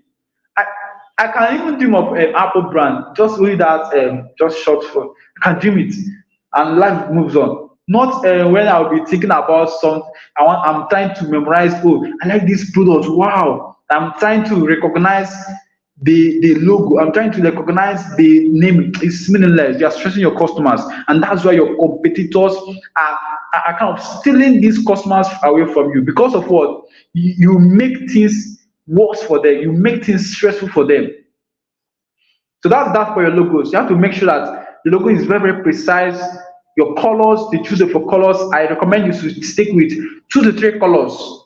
2 to 3 colors is very essential because it will help you to maintain balance. Not when you have blue, black, purple, gold. Doesn't really make sense. You're not when you are aiming for a global brand, you have to maintain consistency. You have to maintain consistency. It will reflect across all your brand touch points. It will reflect on your visual. It will reflect on your logos. Your logo, that same blue, reflecting in your blue, in your logo. It's reflecting your naming. It's reflecting your flyers. If I see Google flyer, I will know. If I see Coca-Cola flyer, I will know. Nike, you can name them. I can know because there is a consistent pattern of how their flyers are. That is consistency. That is their visual identity because they know that okay, this is their identity. This is what they want people to know them with. And that's why you see some people that will be doing adverts for some persons. There it happens. You go and copy. You don't know that you are indirectly doing adverts for other persons. You say, oh, this guy don't copy. They will even do. That's why I love Twitter. I love Twitter so much. There's some things you do. They will just. Hey God. So you'll just be doing adverts for some persons. So you have to pay attention to what you're doing. The flyers should be concise. You have to have a consistent pattern. Don't follow trends, my God. Don't follow trends. Trends come and go. Trends do stuff, jumping, freaked out, and all that. You shouldn't join the trends. You shouldn't join the trends. You have to be in the bridge. You have to be in the bridge, not in the river. If you are in the river, you just be flowing with the wave, the sharks, the fishes. You just be playing. But those that are in the bridge, they are there sighting the waves of the river. Okay, this is how they so they can know how they can shoot. I don't want to come there. I'm still coming. So you have to be in the bridge in such a way that you will know the market dynamics, you know the market preferences. Those that change the world are those that are in the bridge. They're not in the river. I know that the river have the fishes, yes, I know. The meat, yes, I know. But why not sacrifice these short-time gains, short-time gains, to maneuver through the processes to get, why not stay in the bridge and watch? How is the market moving? Okay, if the river is moving like this, is to still come back. You know and navigate how the market dynamics are. You have to be in the bridge. Visionaries, those are saying the world, innovators, they're in the bridge. They're not in the river. If you're in the river, you'll be misled. The wave will fly you. That's why people are jumping on trends. Today you are calling yourself this. Tomorrow you are calling yourself this. Next tomorrow you are calling yourself this. Next, because of what you are jumping on trends, even though it's benefiting you, I know it's benefiting you, but have you thought about the long term? Don't you think that you'll be ruining your reputation? You have to be in such a way that you have to be in a place whereby in an industry whereby people can remember you on something. Now when you are now innovating, they will say, ah wow, you're innovating here, you're innovating because you are still in the industry. You are not moved away with all the trends and all that. So I do advise people, no matter your industry, don't be caught away with the trends. You have to be in the breeze and know the market dynamics, know what how the market is flowing and all that. So that leads us to strategy, but I don't want to come to strategy now. Let me finish up with visuals. So the visuals, you have to your logos, your flyers, your typography, your text. There has to be a kind of a concise pattern. Your typography, your text should be. If you want to use Montserrat, you stick with Montserrat. If you want to add it or support it with other extra or secondary font, so maybe Trojan Pro. I hate Area Black. I don't even really use Area. Or maybe Comic, whichever pattern you want to use. You have to know the kind of fonts you use. And some persons even go to the extent of crafting their own fonts. Yes, my mentor or let me say my role model, he has his own font of the text he used in his own graphics and all that. He crafted it himself. There are tools you can use to craft that. So that is left for the designers. You can choose to allow your designers craft a kind of a font. That's why you see it in MTN. I believe you can know that MTN uses a kind of a font. They have a kind of a typeface they normally use. The same thing as with Google and all of that. You have to make sure that your typography is concise so that they will not mistake you to other people. Just take for example, let's say Google is now using the text of how they use Coca-Cola to write Coca-Cola and write Google. You see that they will say, this you guys see this Google don't they do anyhow. Those kind of stuff. So you have to make sure that your font, your typography is concise in such a way that people can recognize you. That is the reason for brand identity. It is one thing they use to identify you. And it should cut across all your messaging, all your delivery processes, all your products. You understand? So that is what you should also pay attention to. And then your packaging. You want to do, yeah, run a luxury brand or maybe any kind of brand you're running and your packaging sucks. How do you feel that these guys that are willing to pay you tens of amounts of money will even pay attention to you? You say, what is this guy doing? And you not attract them. You want to sell a luxury product, or let's say a product of millions of amounts of money, maybe trillions amounts of dollars, and you're using nylon, ordinary nylon to package their products, meaning socks. What are you communicating? That's why I see so many people. I'm a luxury fashion brand. I'm a luxury this. Your luxury this. Your packaging sucks. How do you feel? Now that customer will not be thinking, oh, okay, if I want to carry this product now to my neighborhood, what would people be saying? Some people don't get this. What would people be saying? Okay, okay. How would they even believe that I bought this cup for $10,000? I bought it for $10,000. I'm using one nylon they use in nearby Agege to package the. Oh God, of mercy. So you have to be very, very precise. You have to be very, very vigilant in your packaging. Your package. That's why you see people packaging their food. That's where packaging. Have you seen where the packaging now comes in? This is just like a part of the branding processes. So people just think, okay, branding is just about packaging, your logo. There are other things that you have just been neglecting that have been sucking customers away from you. Your competitors have been going nearby, stealing customers away from you. So packaging now is another thing around visual identity because your packaging should be beautiful in such a way that, oh wow, when people see these products, I would love to buy this product. Even if you say shit inside it, people will buy because the packaging is exceptionally good. Even if you are selling a house and the exterior is wonderful, people don't even want to even know what is as they see that interior. Wow, is oh. That's unless they now enter inside the house. So it is left for you to utilize the benefits of good packaging.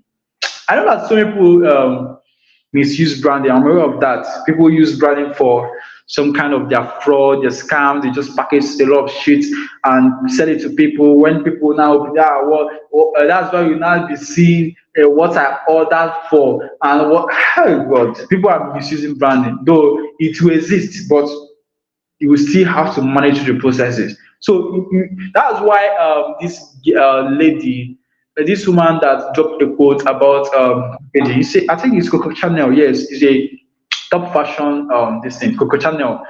She said that elegance is when the inside is as good as the outside, and that is how packaging should be. Packaging should be in such a way that your product, your packaging in such a way with good graphics, with good packaging. Now, if I open the inside, it should be the same thing as the outside. But people are not leveraging this benefit. They're just trying to cut corners, and it's affecting your brand. No, it's not everybody that are used to what I ordered for, what I bought. Because some persons will have that ideology of okay, yes, that's what they normally do. What I let me just stick with it. But you have to crack that code. You have to be that company that will say no. This is not the objective. The objective should be the inside should be as good, should be as wonderfully good as the outside. And when you crack that code, people will glue to you because you are exercising integrity to what you're doing. People will believe you more because you are not doing things out how the 99 others are doing it. You're not doing things as how the 97 others are doing it. You're doing things in your part of uniqueness. And that is where uniqueness now comes in. You want people to identify you in such a way that they can know you as one thing. You have to be unique. You have to be unique to the point that people will choose you over and over again. So this leads us to brand strategy. This leads us to brand strategy. Now you have to you want to get as much as customers. You want to make people to get like your products and all that. You must first understand that you have to have a strategy because there's this thing I normally calibrate this strategy of a thing, just like a straight line. The first part is just like commodity, what everybody likes. The commodity is like what everybody normally gets and all that. And the other end is just like your uniqueness. You have to go to the point that you are moving from commodity state to the point of offering value from your uniqueness. Because here, just like a death zone, people are doing normal things. That's why. Okay, just take for example, you stumble upon a room and the room is filled with white balls. The same, everything is all the same color, the same shape, everything is the same room. And they say you should pick one. What will you do? You just randomly pick one.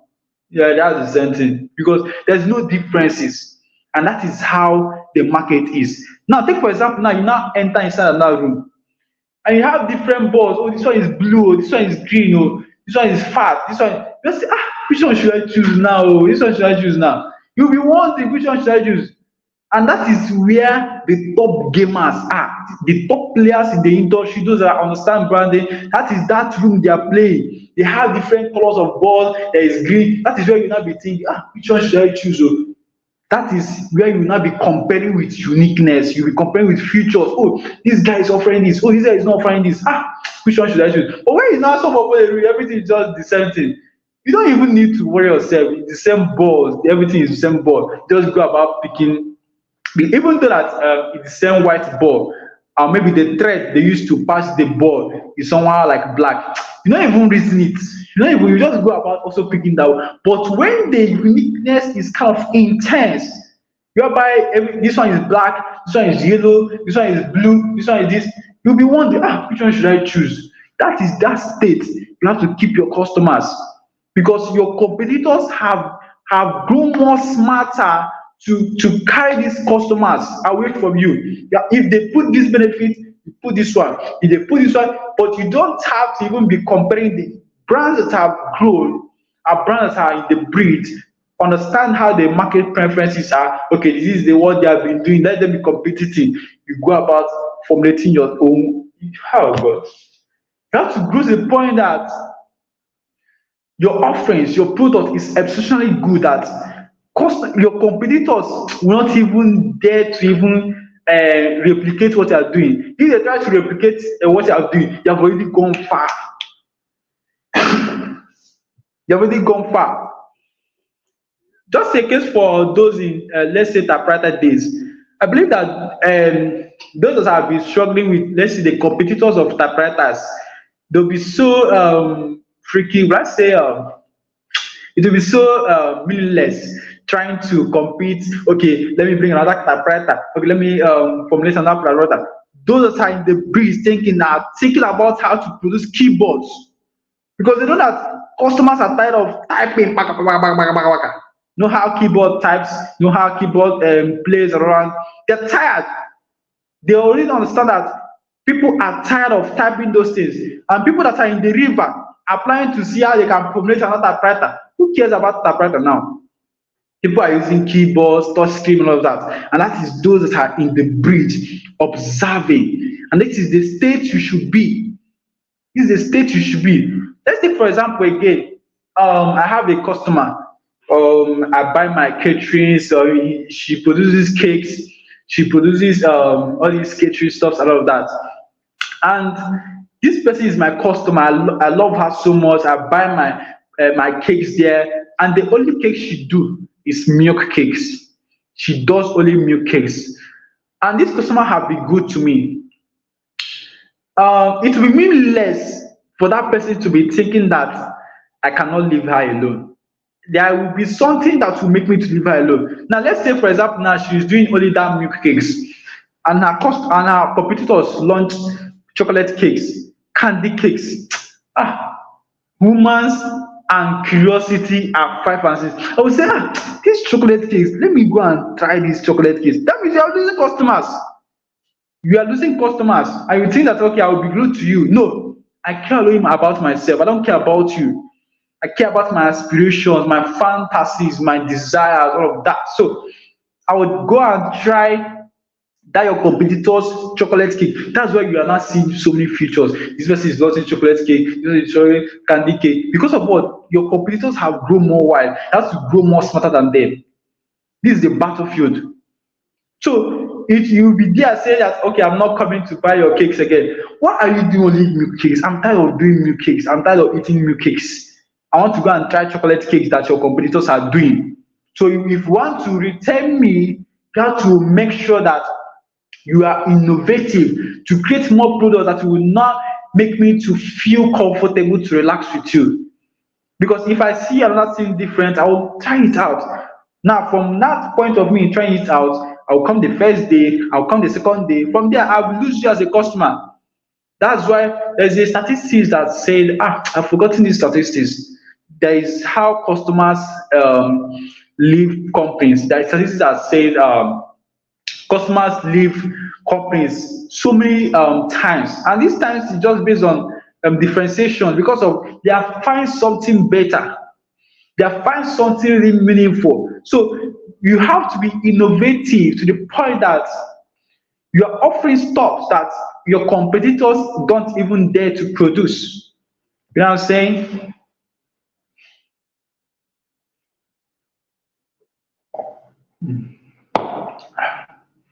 Sorry, after I address myself. So you have to go to the point that you outsmart your competitors. You outsmart your competitors. Outsmart them. If they do this one, you publish this one. If they go around another route, you follow through another route. But you should not be in competition with them. You should be in competition with yourself. You know what I'm saying? So even when people are relating with people and having other products, relating with other products and all that, there's something we call competitive analysis. And I think so many people, so many brand builders have not really harnessed that opportunity. There is what we call competitive analysis. When you see a situation whereby your customers are going to your competitors, you have to conduct a good competitive analysis. What is this competitive analysis all about? You're trying to um, serve as a customer to your competitors to understand how they do things. How are they doing their thing that people are trooping inside their business? You have to conduct that analysis so that you notice the loopholes where you're not getting it right, or where you need to improve on, and where you have to innovate on. You understand? So you have to conduct competitive analysis to understand what other people are doing that customers are relating with them so much more than you. So good competitive analysis is so healthy to the point that it will help you to identify the loopholes. It will help you to identify the loopholes in your company. What are that gaps that you need to fill up? And what are those things your competitors are doing that they're not doing very well because they are already in loopholes?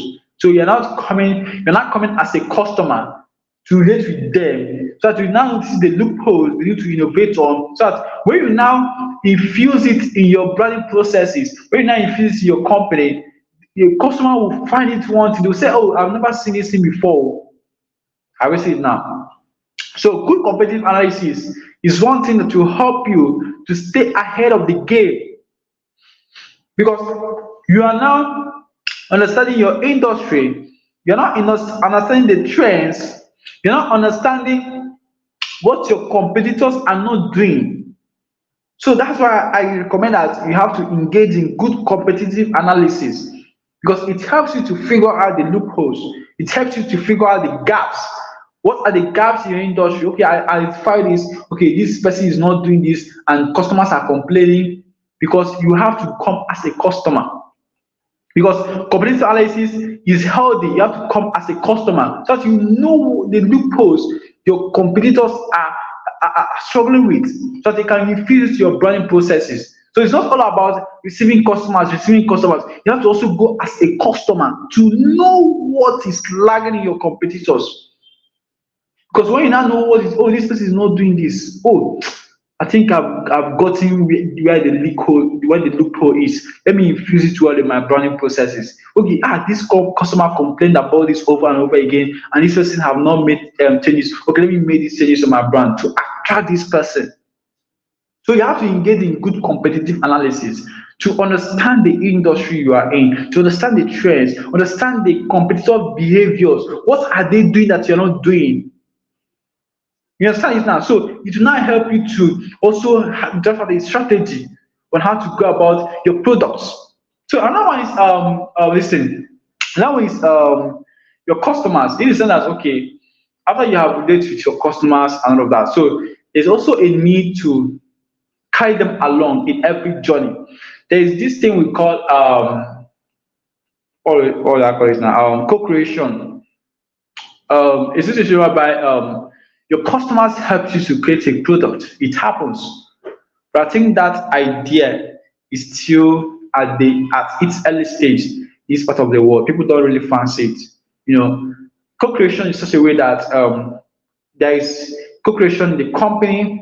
There's also a co-creation in the business, like the customer. This is a situation whereby a customer helps you to create a product, and it's even easier. And they help you to create the product through their feedbacks.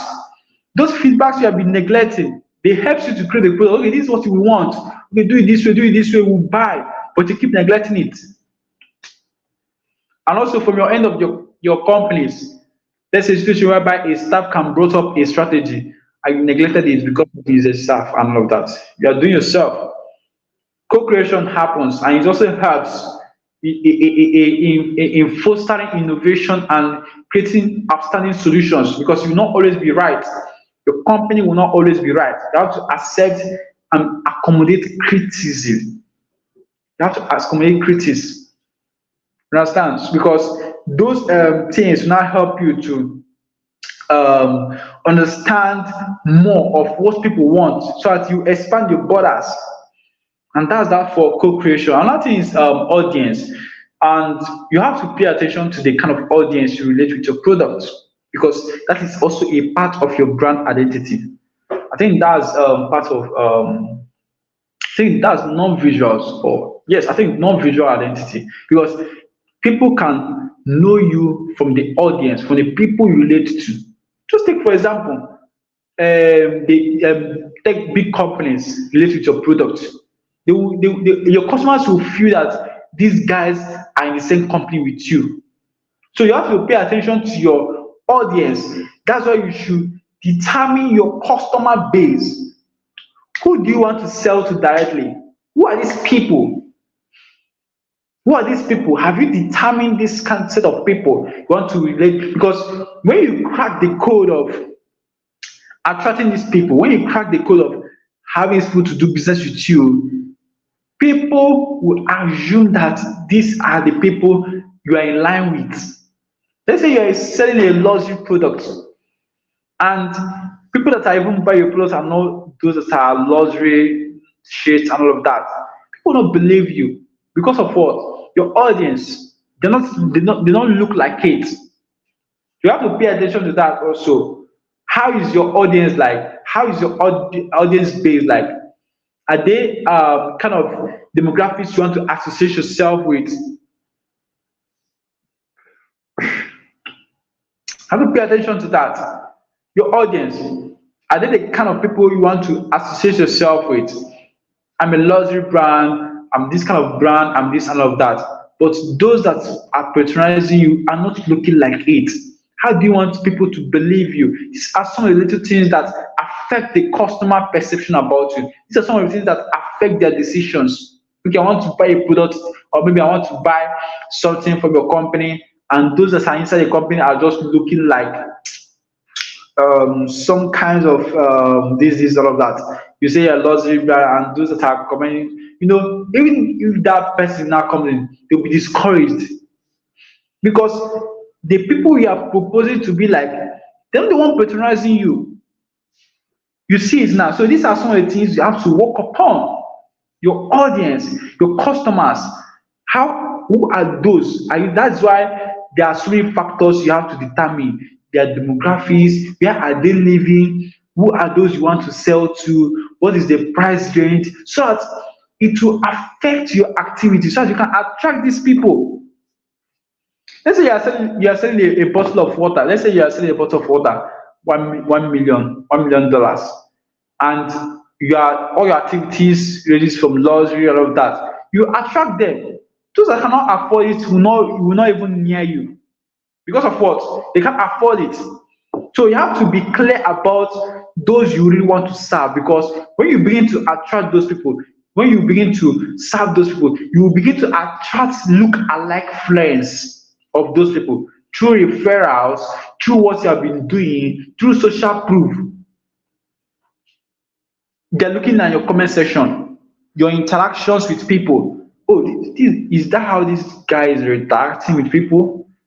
They are doing that.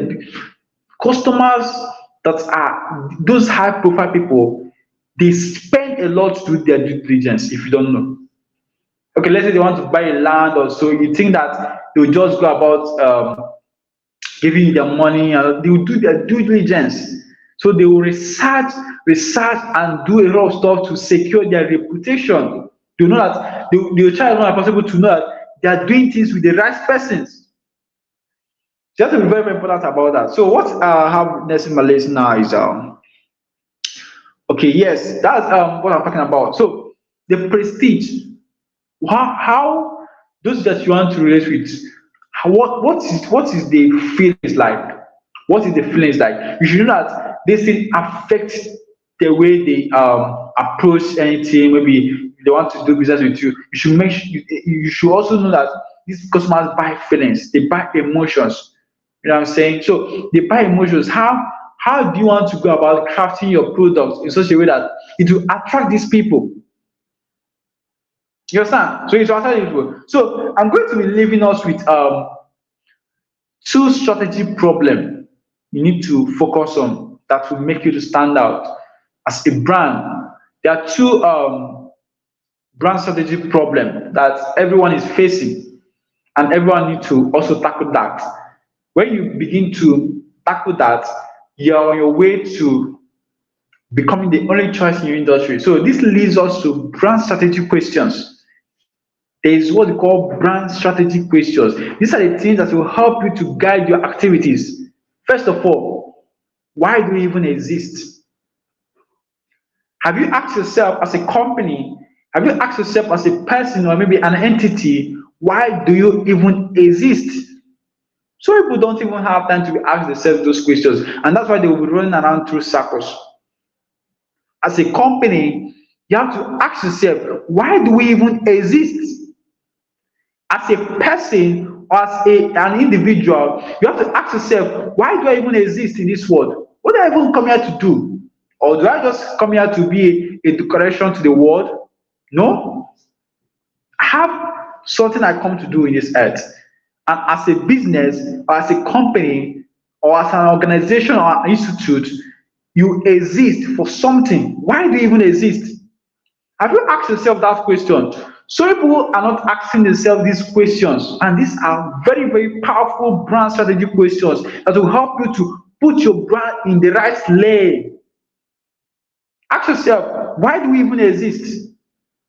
I know some person will be like, answering, okay, we exist to do this. I know that you exist in that business to make money, but why do you even exist beyond making money? Customers don't care about that. You're making money for yourself, you're enriching yourself, you're enriching your pocket, you are taking money from a pocket. You don't want that. Why do you even exist? You need to understand why you exist beyond making money. Sorry. You need to understand why you exist beyond making money. That is the fact. I know that business, we exist in business to make money. Everybody wants to make money, yes. But you need to understand that beyond making money, because when there's some time, because business is just like an up and down stuff and all of that. So there's some times that things will go rough, sometimes that things will go smooth. It's just like a graph, kind of swinging up and down. So it's not consistent. When things are not working well, will you still keep up? When the money is not coming, will you still challenge yourself to still remain? That is it. That's why you should determine why you exist beyond making money.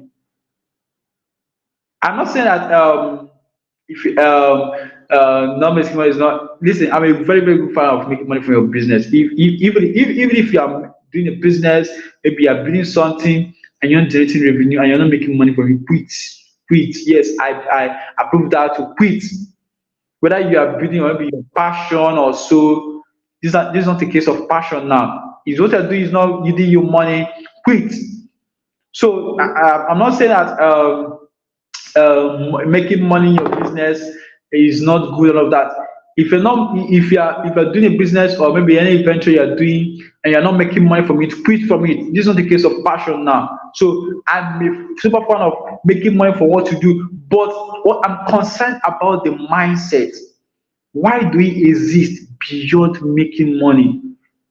This will help to build your motivation. It will help to build your confidence in what you are doing. Because I know that, okay, even if money is not coming, I know my goal. I know what I want to achieve. I know why I exist.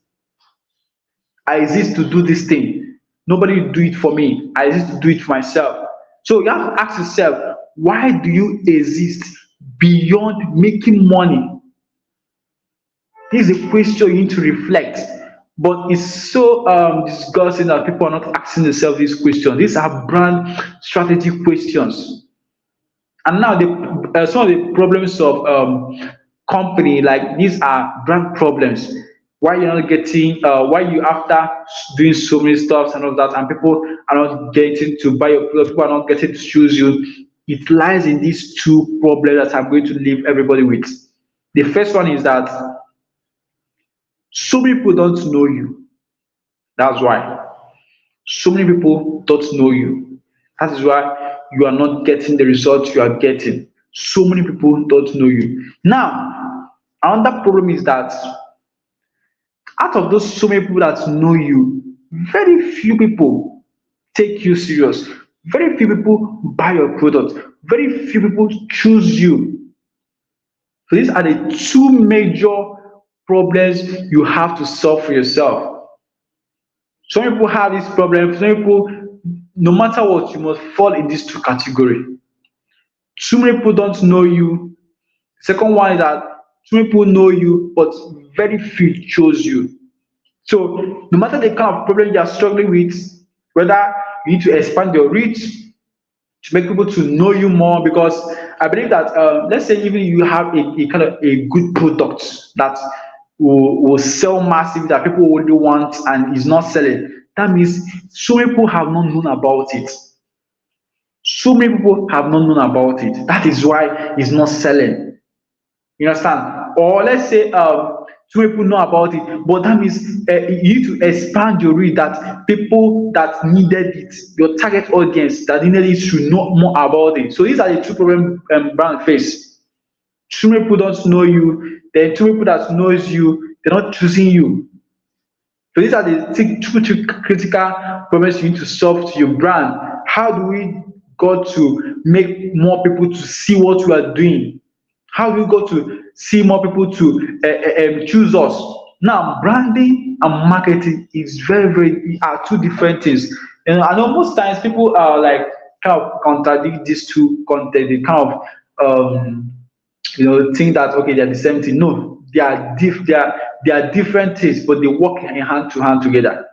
So as you are trying to make more people to choose you, that's why you are engaging in marketing, so that you can create more awareness. Now, I'm going to give you the clear, distinctive meaning of what marketing is all about and what brand is all about.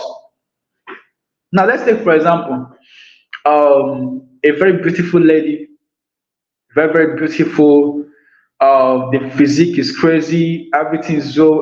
You have a good manner, you have a good character. Everything is set up. But this beautiful angel is just caught inside his room. He's not even going out. He's not even on social media. He's not even. And you have been praying, God, send me my dream man. God, I need my man. Do you want people to just? Do you want God to just open the roof and you want God to open the roof and or maybe fly a man to just jump inside your room? Like I'm trying to phantom how it's possible. How is it possible? Have you seen now? So you know that okay, this your vision is right because you want a husband that can take care of you, that can, yeah, that vision is essentially well. But how do you think that people will locate you if you're not if you're not outside, or if you're not showcasing yourself? How do you want people to choose you? Or how do you want your vision to come to pass, to have your best husband and all that? You have to go out to events.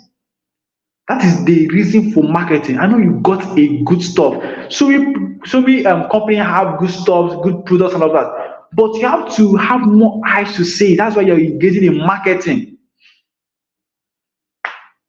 That's why you're getting in marketing, because even in marketing, there are also strategies behind it, because you still have to understand the customer, you still have to understand the demographic, you still have to do some crazy stuff. Marketing and promotion, just like hand to hand. Have you seen how branding is interconnected? So even marketing and promotion is just like five and six, because promotion is all about pushing it. It's just like promotion and marketing is different. I have people say promote your product, market your product, and they think that it's just the same thing. No, promotion and marketing are two different things. Promotion is just like when you are trying to expand your reach. Your marketing is just like your normal thing you do. Market your product. Then promotion is just like maybe you are now increasing. Let's say you are running adverts. That's why you now see advertising, billboards. You are trying to promote it to reach more audience. So just like the tenacity, you want to increase the effort. That's what promotion is all about. You have to increase the effort of your marketing. You get it now. So that's what it's all about. So I believe that I've tried to touch a whole lot of stuff. I've tried to touch some certain things. I was very frank with you. branding requires a whole lot. Like it's crazy. Branding requires a whole lot. There are so many things all about branding, both across brand strategy, brand values, your naming, your core values, your products, packaging, promotion. Branding involves a whole lot. So, but what will make you to understand these complexities is that the end goal is to enhance good customer experience. Nothing else. Is to enhance good customer experience. That is it. So I know that these breakdowns have given you, it have given you the kind of a mindset of how to brand your business. So that when somebody is trying to talk about some certain stuff, they have already have the foundation. They have already have the foundation. So the foundation is all about good customer service, nothing else. Customer service, nothing else. So you have to make sure that all your activities, no matter what you want to really do, maybe you want to run your product, maybe your website is top notch, your flyers, everything you are doing, all the activities, just know that the goal is to enhance good customer experience, nothing else. Because when you enhance good customer experience, when you go about managing this many people have about your business, when you go about managing managing this position, you see that more people will choose you for who you are, more people will get in contact with you, will go to glue to you and do business with you. So it's very, very essential that we understand this basis, understand this thing that branding is all about managing minutes, nothing else. So it's all about customer service, customer satisfaction. It's all about anything that you will do that will enhance customer experience. Just do it. Anything that you will do that will enhance customer experience. That is what brand is all about. Forget about all the big grammars, all the whole stuff they have been saying, or maybe branding, this. Forget about the complexities. Branding is all about customer satisfaction because this brand you are trying to pay attention to, it lives in the minds of people. These are the meanings people have attached to your business. So branding is all about customer satisfaction. How do you satisfy your customers to the point that they got to choose you? So that's that. So don't mind the complexities, don't mind the big grammars that been trained around. If you follow this section from the beginning to the last, you understand what brand is all about to the last grip. You understand the grips of what brand is all about. So I think I'll be wrapping it up from here.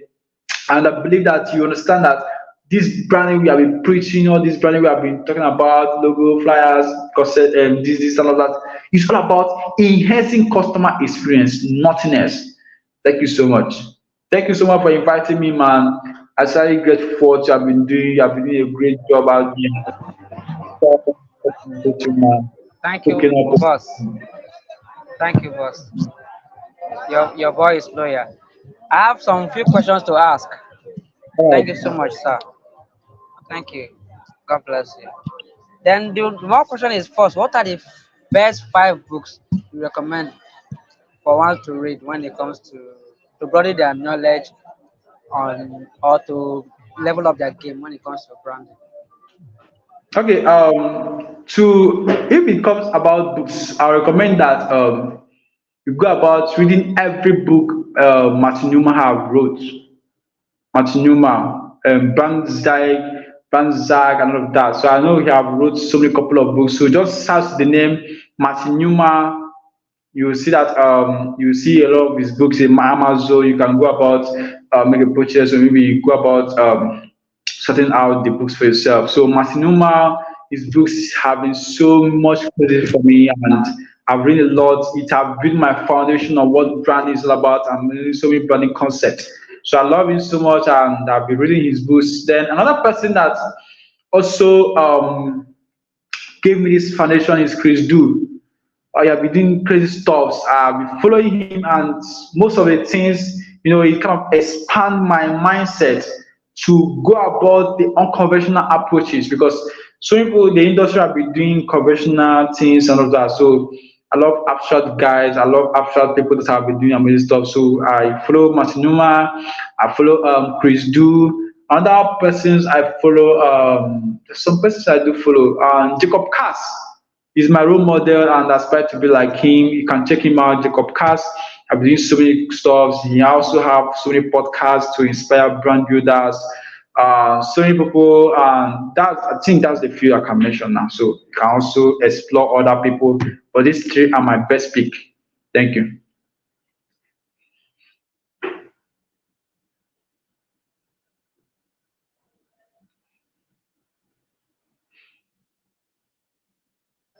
Oh, I'm muted. Yes, the next question. All right. How do you can you hear me? Yes, I hear you perfectly well. Perfectly well.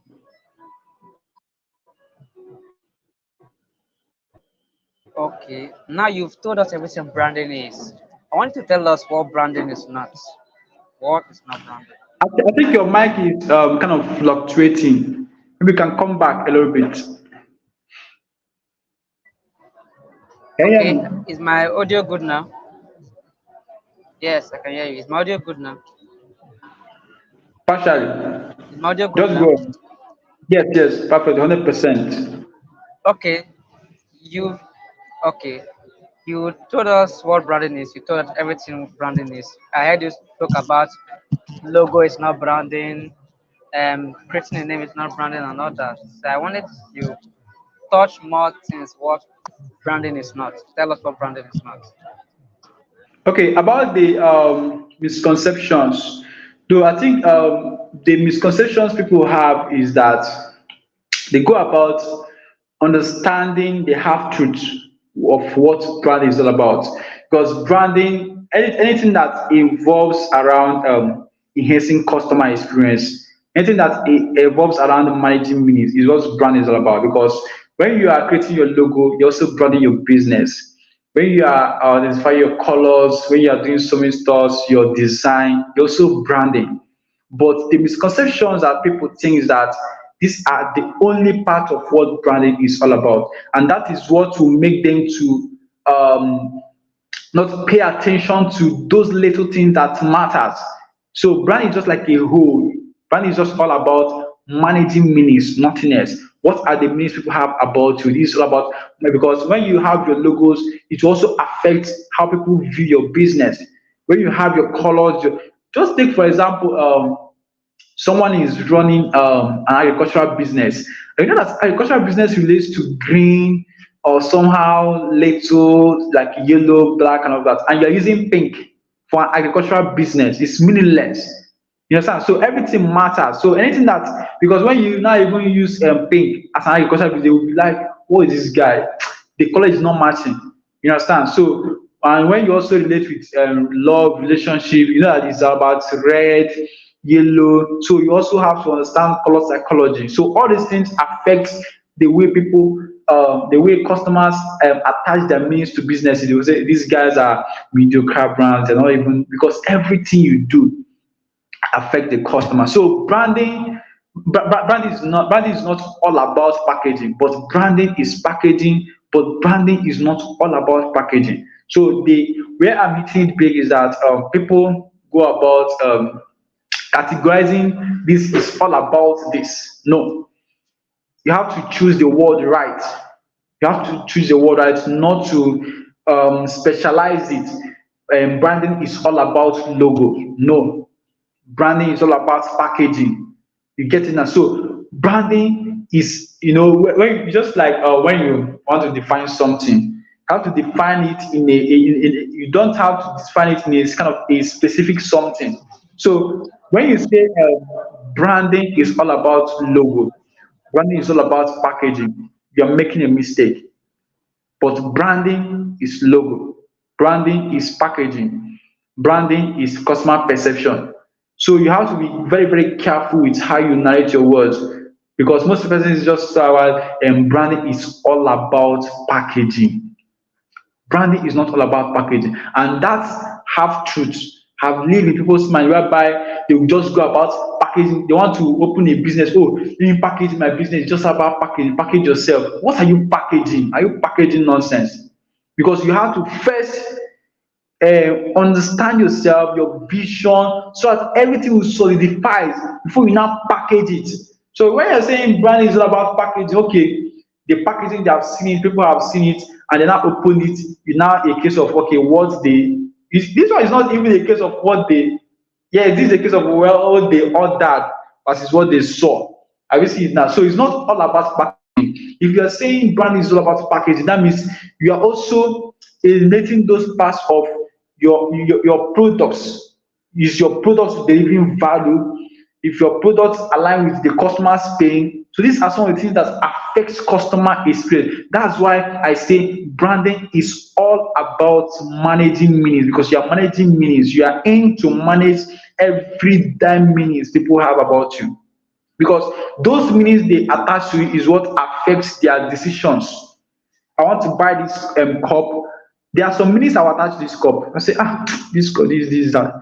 Those meanings is what affects my decisions beyond packaging. Because let's say this cup does not have handle, and it's just beautiful like this. I'll not buy it because I'll be thinking, ah, it's meaningless. Though the packaging is good, but it's not offering value. There is something that is lagging behind. So branding is not all about packaging, but branding is packaging, branding is logo, branding is this, that, that. But branding is all about managing meanings, nothing else. Thank you. Wow. Thank you for that answer. I love it so much. So you elaborate more on brand identity, visual identity. You spoke more. I'm like, wow, wow, wow. And that made me to say I will ask this question. It's a personal question though. So, but it will come in two ways. But the first way I will ask it is, what brand identity do you have about the person of Ume Collins Ebube? That's the first question. Then the second question, what brand identity do you have about the company I'm building, Creation City? That's Like, come again, please. Come again. okay. You spoke about brand identity and visual identity. So I was asking, what you say it's about. I wrote it. You say brand identity is what you create for people to have as perception of or about you. Could be about your brand or a personal brand. Just something about the perception people will have about what you do and you is brand identity according to what you said here. There's an answer. Okay, let me ask my trainer here. What brand identity, what perception have I created that you have about the Make Collins will be brand and Creation City? No, I said brand. Maybe I think you might missed it there. Brand identity is what you create for people to relate to. It's just like a medium that people will relate to, that will in order to have a perception of you. Because brand identity just relates to, let's say if somebody have your flyer, maybe someone see your flyer and it's quack.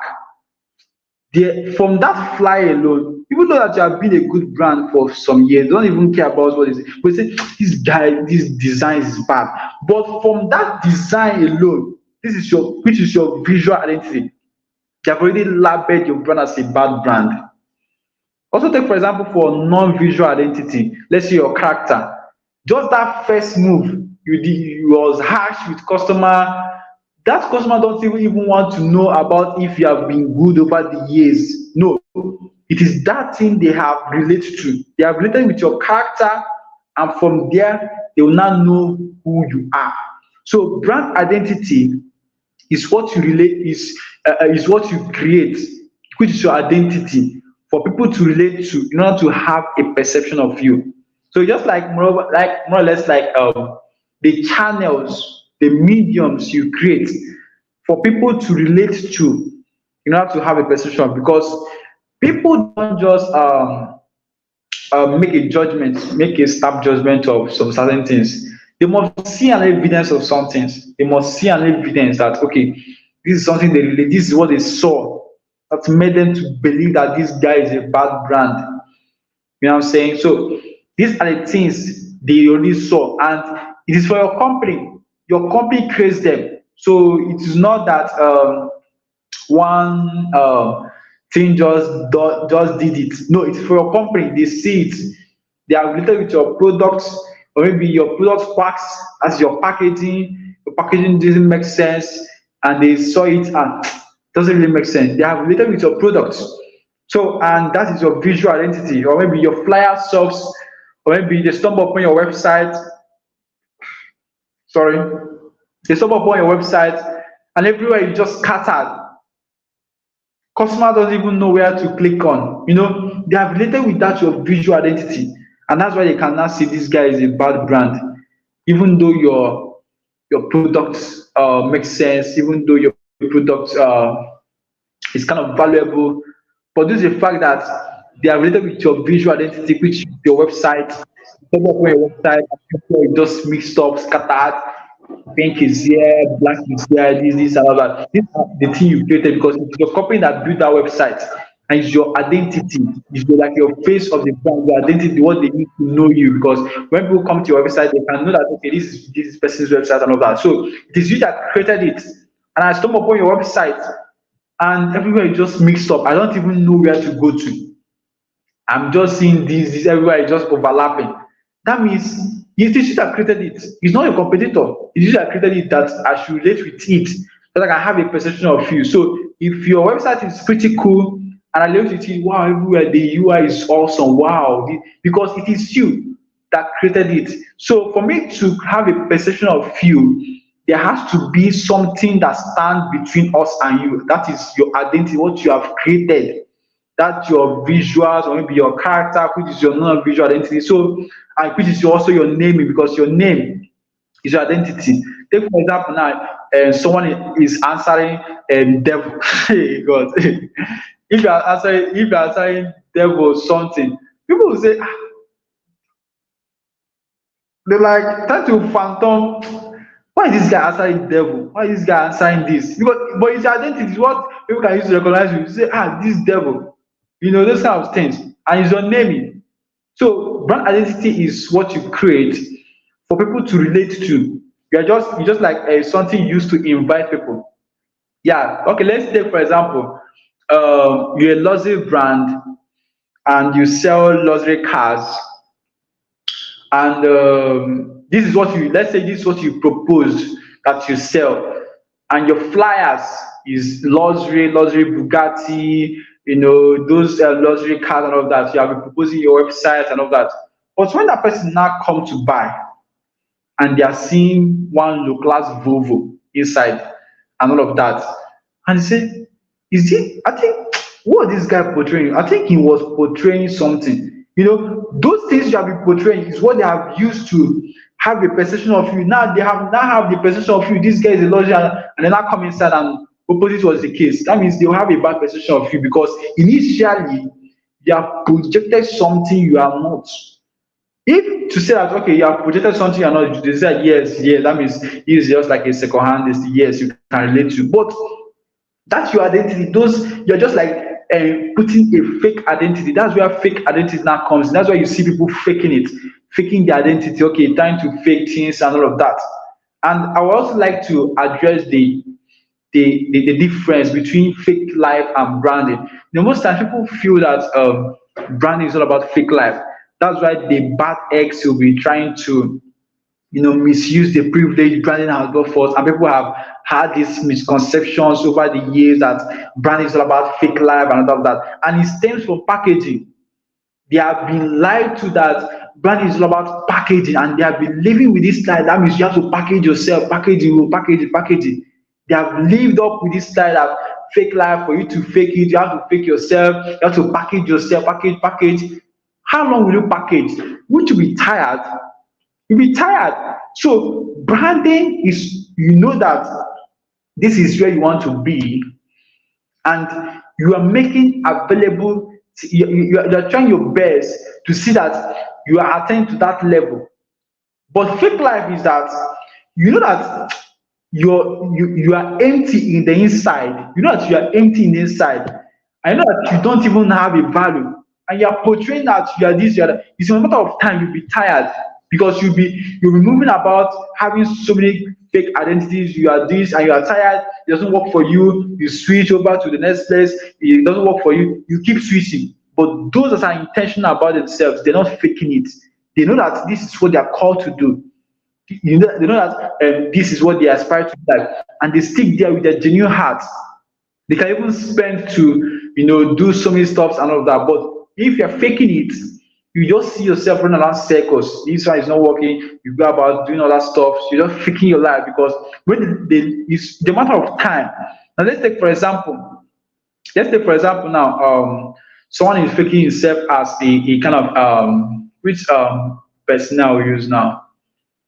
Okay. Let me take myself as an example. I'm kind of faking myself. I mean, brand strategies, this, that, and all of that, doing this, that, and all that. And I'm called to a session like this to just give a kind of, I think this is almost 2 hours, 2 hours and so called to give it, and I can't even speak in 1 minute. It doesn't really make sense. You say this, they already know that you are faking it, or maybe you are trying to script it. You have been scripting it all day long. You have been scripting it. Oh, this guy have been scripting it since. Okay, those things you have been doing, those fake life. But I was called upon to do a speech and all that, and have been comfortable with it because I even want to even go more because I've digged myself to it. I'm not faking it. You get it now? So due to the fact that the identity I've been putting out there is what I want the world to see me as. I'm portraying myself in such a way that I'm telling the world, see me, I'm a branding strategist. This is who I am, and I'm making sure that I attain to that level I've aspired to be like. I'm not faking it. But if some persons are faking it, they will not even stand the test of time. It's a matter of time, let's say like 5 years, 10 years, they'll be tired. They'll be running around, they are this, they move over to the next place, they are this and all that.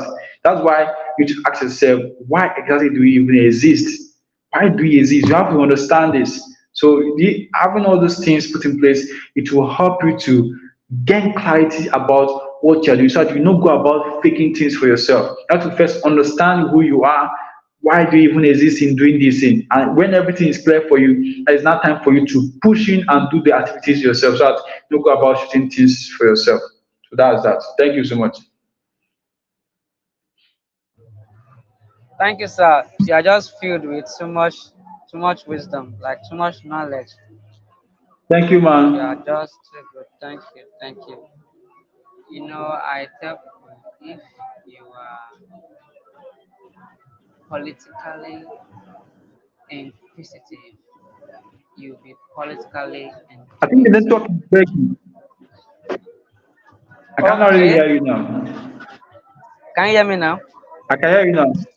Yeah, Okay, I one of my role model mentors says that if you are politically inquisitive, you'll be politically intuitive. So what does that say is that anything you put your time and energy on, focus on that thing every time, often and again, you'll be intuitive with that. So you've been on this game for five exactly. years. That's why you flow with just giving me answers. So I appreciate that consistency of learning, unlearning, and relearning. That's the true education. And you've grown, you go far and help brands. Thank you so much for your session this night. Thank you. Welcome, bro. Thank you, All sir. right. What will be your last thing you want anybody who want to master branding to know before you leave this section? I Or think what do you have to say? one of the things that I do advise most people is that it's so very, very easier to fill up the lane because you feel that what you're building is irrelevant. You have to carefully choose your motivation. Choose your motivations, those that you feed yourself with your success stories, yourself with your success stories. Because I myself, I have my own path.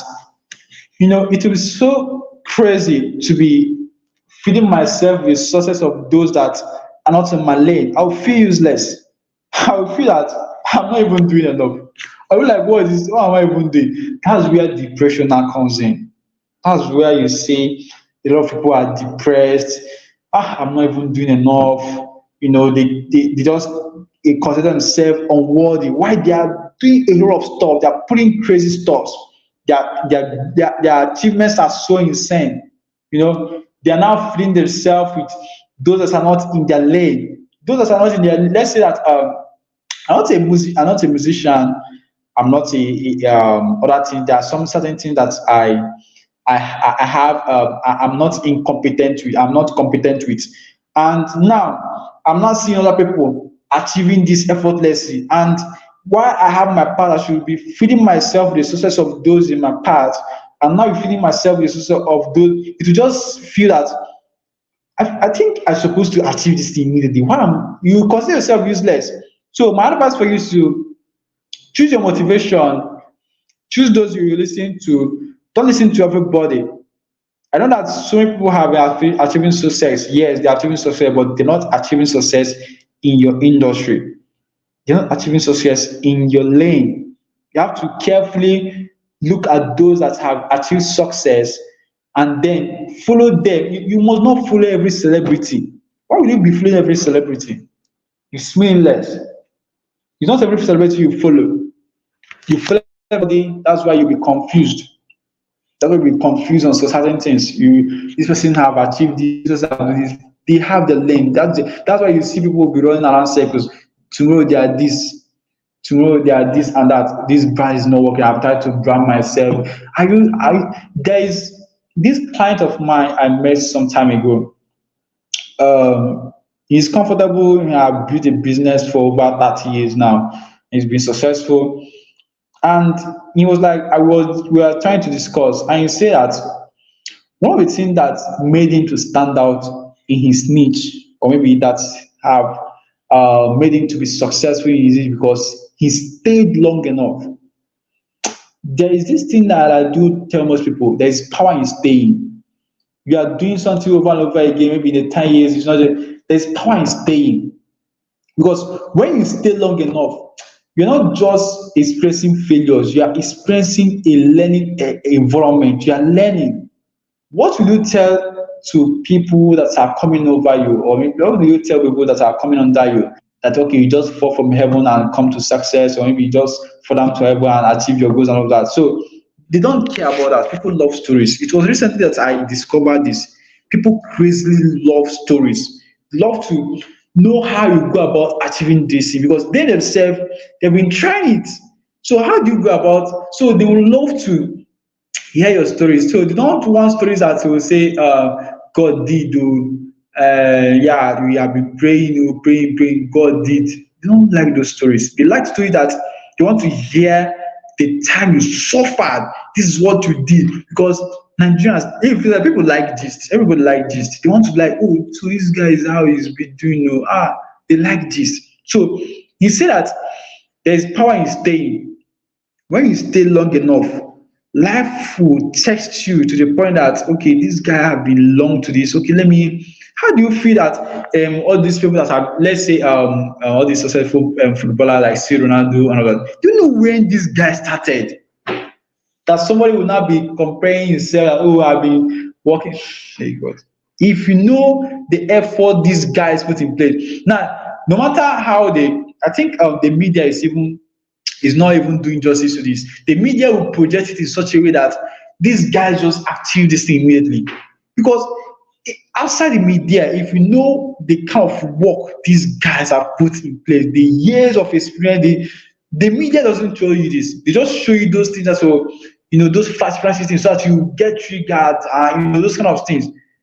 Those guys started early, so that these guys started early, and when they are now reaping the fruit of that labor, you think that you just fall from down forever and all that. No, it doesn't work that way. So, now for you is that anything you're doing, no matter the kind of business you're doing, real estate, music, content creation, this and all of that, I've experienced this. Most times I fall off motivation. Most times I feel demotivated. Most times I feel depressed. Most times I feel that not going is when I feed myself much than, how will I put this thing? is when I normally relate to something outside my field. That is when I now feel disappointed. But immediately I now relate myself with those that are working where I am, the brand guys, the top playing guys. I will feel pumped up. Like, that is how it is. So my advice for you is to stay in your lane. You must not fool everybody. It's not the more that you fool every celebrity. It's not the more that you fool everybody. You have to stick to your lane. Follow those that are at least going where you are heading to. It will inspire you. Because most times when I feel demotivated, because it happens, we are humans. Anytime I feel demotivated, anytime I feel tired, I go to the pages of those that aspire to be like. I sleep there. I will be listening to podcasts, watching videos. My experience will be strengthened. I will be exposed to a lot of things. My brain will be working like crazy. Look at this guy that was feeling demotivated some few minutes ago, but anytime I stumble upon, I just feel like sleeping there. So you have to focus on those that are at least going at least where you're going, not those that are going over to the other side. So, because when you are okay, let's take for example, you want to study abroad. All your dream is to be traveling abroad. You want to tour the world. You want to travel out. You want to school abroad. All of that, and you're relating with those that are trying to make a living, that are still struggling in the street. You see that what you'll be thinking will be different. But when you stumble upon a situation like association whereby only what they are thinking is, oh, how they struggle abroad, you see news of different universities that are, you see even scholarship, that's where you'll be seeing inspirations. So focus on your lane, at least those that are going in the same lane with you. Build with them, learn from them, seek for their failures, seek for their experiences, seek for their wins and losses. It will at least guide you to build your confidence, not going about watching. You must not watch everything you see. You must not fool everybody. So that's my advice for you. Thank you so much. Thank you so much, sir. Thank you for everything you've shared here. Thank you. I appreciate. God bless you. You've done almost 3 hours now. Just like few minutes to 3 hours. Like this is explosive and massive. Thank you so much, boss. Your Welcome, boy bro. is forever loyal. Thank you so much, sir. We have to go and rest. I'm your Hmm. boy. You have to accept it or not. I'm your boy. I'm your Uh, boy. I have to let me make it public. I'm just your boy. So that's just it. they just Thank you play so with much. us. All right, bro. Thank you. Thank Mm. you. Thank you for honoring my invitation. Thank you. God All right. bless you. Thank All you. I'll right. see you inside. Okay, bye for All now. right. Mm.